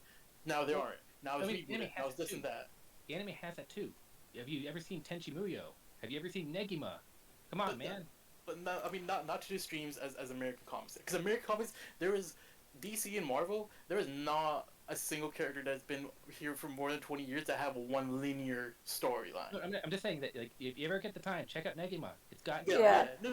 But I think these are we're also talking about like two different industries, and like as much as I love anime and stuff, like American and the West here. The West just does not know how to respect source material. But I don't think like necessarily like having to respect because you can change a story and still respect like the source material, because if you change the story and the story still works, I think it's okay, right? Like you can have source material that's really good, but you can also make a story based on. Hold up. With the whole source material thing, I can see it when it's like say you take like Netflix. I mean they just dropped it, but Netflix was going to do an animated adaptation of the Bone series, right? And that's something I would be like, yeah, go source material. What you want, follow that. Well, with a Marvel movie, it is Marvel adapting Marvel. Yeah. And Marvel has always changed their stuff. So now for them to change it in the movies, I really don't see nothing too wrong with that, because they do it in the comics all the time. Yeah. There's changing, and then there's changing. And I mean, I love Robert Downey Jr., and he's a great replacement, because I mean, the original Iron Man is a plank of cardboard. Like don't get me wrong here. Like I said, right. Like there are, if you're gonna change something, make it a damn good change. But if you I don't know. I typically recommend to people who don't know what they're doing, follow the source material, especially if you're working with other artists and authors. Right. But there's Marvel, okay, but can we also hold on. Which changed it. I will say something like after the last Airbender, that adaptation, that would be like a good thing of them not following the source material and falling flat under the light. Yeah. Flat under face, because like even M. Night Shyamalan came out and be like, yeah, I never watched it. Like, okay, why'd you take that job? Because so my thing is like when you talk about source material, right? We talk about respecting the source material in the terms of like we want to respect like the story that was created. But if the person if the story that comes out of it is still respectful and is still a really good story, I don't think I necessarily care at that point, because it's like, okay, you're still respecting the source material and the story that this comes from, but you've made like artistic changes as another artist, right? Like the person who writes the source material is an artist, but the person who's also creating something out of that is also an artist who can make adaptation and changes, as long as it's not like diminishing the original story that it's coming from. Well, we can see that with like Doctor Who or Star Trek here, where they just have no respect for the source material, zero. But when you I would agree. But I don't think any of us. Hold on, I don't think any of us would agree with that. Like when we look at I even said like the Star Trek adaptation. Like if they're making episodes now where they like go back in time to 2024 to fight ice, I think that's fucking stupid. Because the whole point of like Star Trek is supposed to be like a futuristic commentary on like how the world should be. Like the original Star Trek was so progressive for its time, and it didn't need to feel like it had to be. Like it wasn't trying to be something it wasn't. It was trying to be like, it was just trying to show like a story, and a really powerful story at that. But it wasn't trying to like take social issues and throw it in your face and be like, look, we're fighting this. Like there's like but I will also agree with you. Like that was a terrible adaptation, but that's a disrespectful adaptation, and so I wouldn't agree with that. But if they did it in a way where it was like, hey, we're gonna respect the original story and we're gonna continue this legacy of like making political commentary on like now like social issues that currently exist, then like I would be okay with it. But the way they went about it was like the issue there, not like necessarily that they deviated from source material, right? Also, Well, they did. They just didn't even understand the characters. It's brutally bad. Yeah, but that's the thing. It's like they hold on, Rams. They disrespected the source material. It wasn't the idea of going away from source material that was the issue. It was the disrespecting of the source material that was the issue. Yeah, no, I agree with that. When it comes to source material, like it is disrespect because like people cherry pick what what changes they like and not, and the whole like at least for like Marvel movies, superhero movies, the whole like thing of like they didn't stay to the source material. It's like a lot of times they don't, and people are fine with it, right? Yeah. It's like if when it's raised, it becomes more of a bigger thing, and it always looks funny because it's like if they made Peter Parker, like say they made him like something like he was black or he was Asian or whatever, right? Mm-hmm. People will be outraged, right? But it's like okay, but the first Spider-Man movies, the Tobey Maguire one, they changed a lot. Like he had fucking organic webs. Mm-hmm. Right? There was no web shooter. That's not accurate to the comics, but no one really cared about that. But because it was people want to put more of an emphasis on it. Yeah, it just depends here because it depends on who your target audience is. If you're adapting a work because you want the fans of the work, and then you just really change it for no good reason, like you're not even following anything that's like your base. But the audience. But that's what we're saying is like it's the same point, right? Like with the Rams made the argument of like the Tobey Maguire Spider-Man having like he shoots his own webs. That wasn't really from source material, but it was an interesting change, and it didn't like disrespect the original story of Spider-Man. It didn't disrespect anything he came from, but it was this idea of like it was a cool change that they made, and it made the story new and refreshing and interesting. And even if it deviated, even the new not Tobey Maguire, the Tom Holland Spider-Man, right? People are really mad because he didn't have the Uncle Ben, but it's like it didn't respect the original story. It was just a new adaptation. Let me ask you this: as a writer, right? If someone commented on your work and said some shit about you having a female lead or a person does this, and it's just basically based off of fucking bigotry or of racism or sexism, how would you take that? Like, can you please repeat that? Like if someone if say you wrote a story and like you had like a female lead, right? And then someone made a comment about your work, and basically they were like, I don't like it because you have a female lead, right? They're right. Like it's one of those. But as a writer, would you be like taking that as a valid point, or would you just be like, would you brush it off? I would just ignore it because it's when I'm writing my own original stories there. Like as a writer there, I'm not entitled to an audience. I have to earn it. So, but that's what I'm saying. I feel like that should be more of the standard of being like, because a lot of times when people are complaining about a character maybe not being the race they were on source material, sometimes it's valid. But a lot of times it is just plain racism. I want to give an example of this. A different background. Like even the new Lord of the Rings, as much as like the show doesn't look great, people attacked it on the merits of like there being a black female like elf. I think the elf character, people attacked that so much harder than the rest of the show and the costume design looking like really cheap and low quality. But people like really honed in on focused on like the one black character that they casted, and I'm like, it is a fantasy world that exists. Why are we like talking about like the fact that there's a black actor? Why not talk about like, yeah, sure, if you like critiqued it on the merits of like it looks cheap or it looks like low quality, it doesn't look like it's gonna be a good show, I can handle that. But when people started going after the fact that like, hey yo, like there's a black female elf that this doesn't exist in Lord of the Rings, it's like, dude, it's a fucking fantasy world. Chill the fuck out. Like people are attacking it on the basis of like, we don't like minority characters in our series, and that's when it starts to feel a little bit weird. Well, right and wrong, but like, do you know Lord of the Rings, like the lore of it and all that, what it's supposed to be? Somewhat, yeah. Yeah, no, I mean, like, yeah, I like to watch a lot of reviewers. Angry Joe goes into it pretty well here because he was excited for the series here. The controversy was over the dwarf. She was beardless, which in the original trilogy they kept two, but it's literally European history. Like Lord of the Rings is supposed to be the history of Europe. The with the ending here, with the Lord of the Rings movies ending here at the end of the elves leave, the rings are destroyed. You have the Age of Man coming in, which leads to modern history. So yeah, no, it's one of the few stories that canonically makes sense that the entire like all the characters would be white because of like what the author made it to be. That was authorial intent. I Now, guess, like, but do you the think it minority is so characters, not disrespectful to really, the but is it so disrespectful to the original story to make a one character black to like is it so disrespectful to the original story that is the focus of like the like I feel like it's more disrespectful to make such a cheap show out of such an incredible storyline rather than to just make one character black. But the fact that most people focused on the one black character, that's what felt like yeah, that's what felt like odd about the critiques.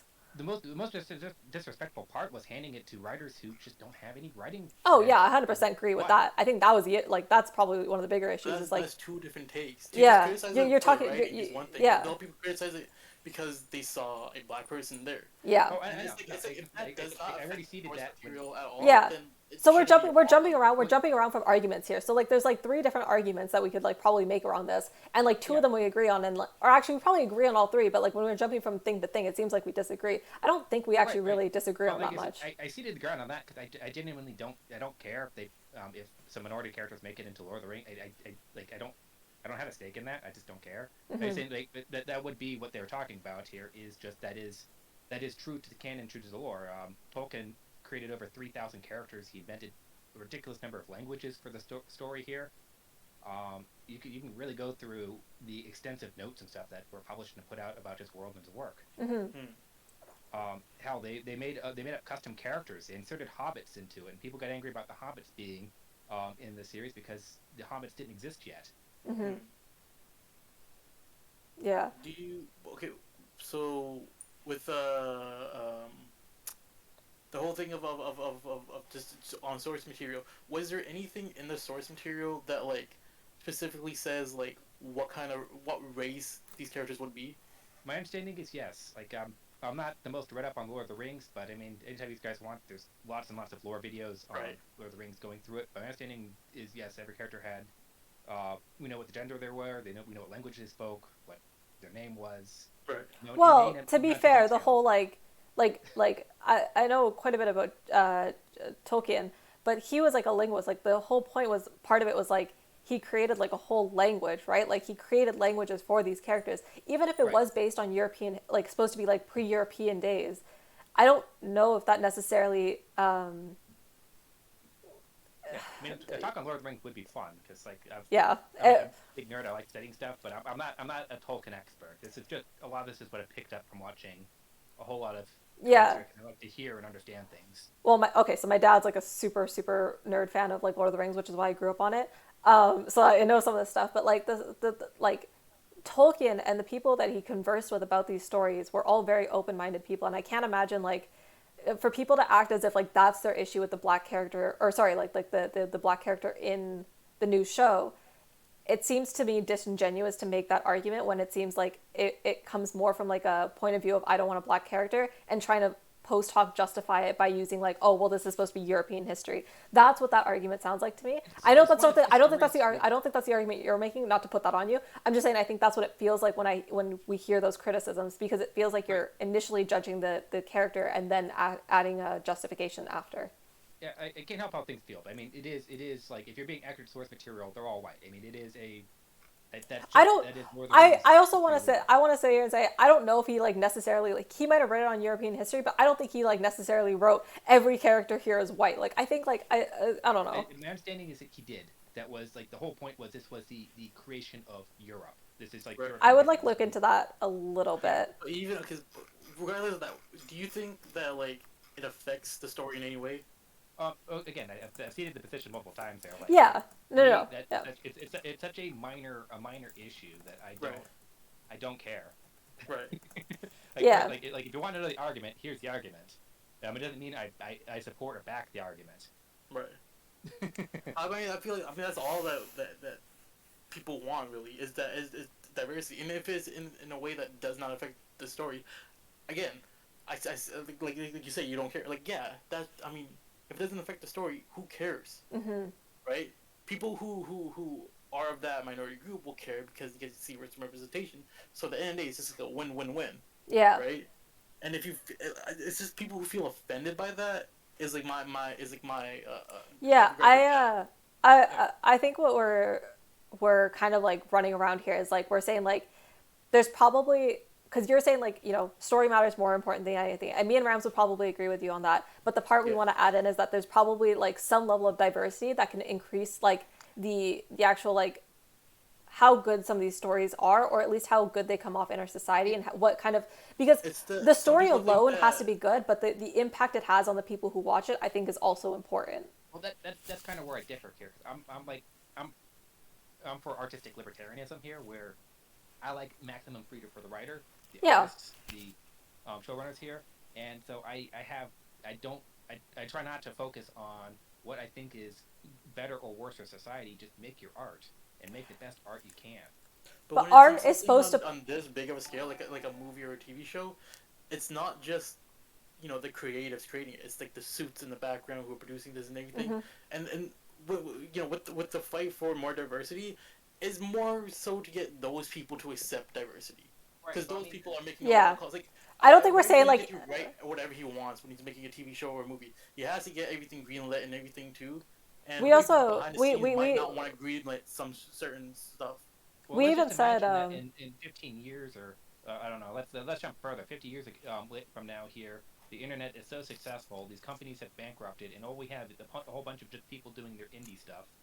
Do we still have the same standards that every person, every artist must?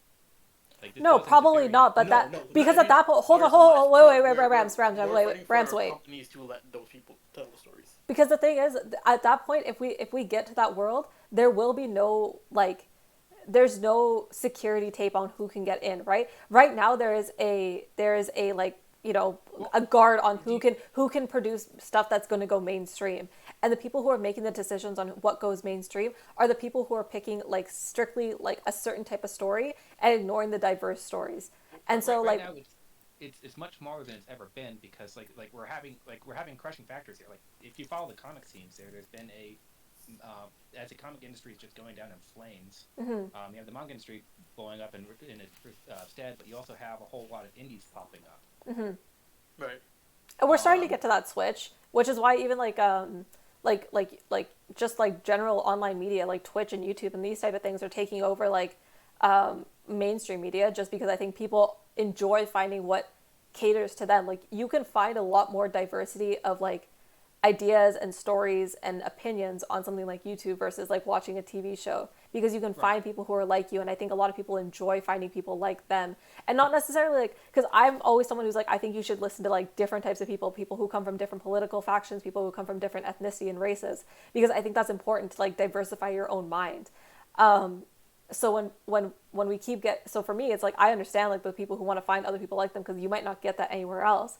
And when you watch TV, it's like when there's all this like, you know, guard on who can like produce things or like have their stuff produced in mainstream media, people will look to other places. And I think that's why this like indie genre is coming up, because people actually enjoy finding stuff that relates to them. Right. I don't disagree with that. I mean, the concept you described earlier, where TV shows would put female leads on as a crash and burn, was called I believe the Glass Cliff. And it's like right now if you look up any of the interviews from these people here, the corporates don't know what they're doing. No, not at all. They really don't. I mentioned WandaVision earlier.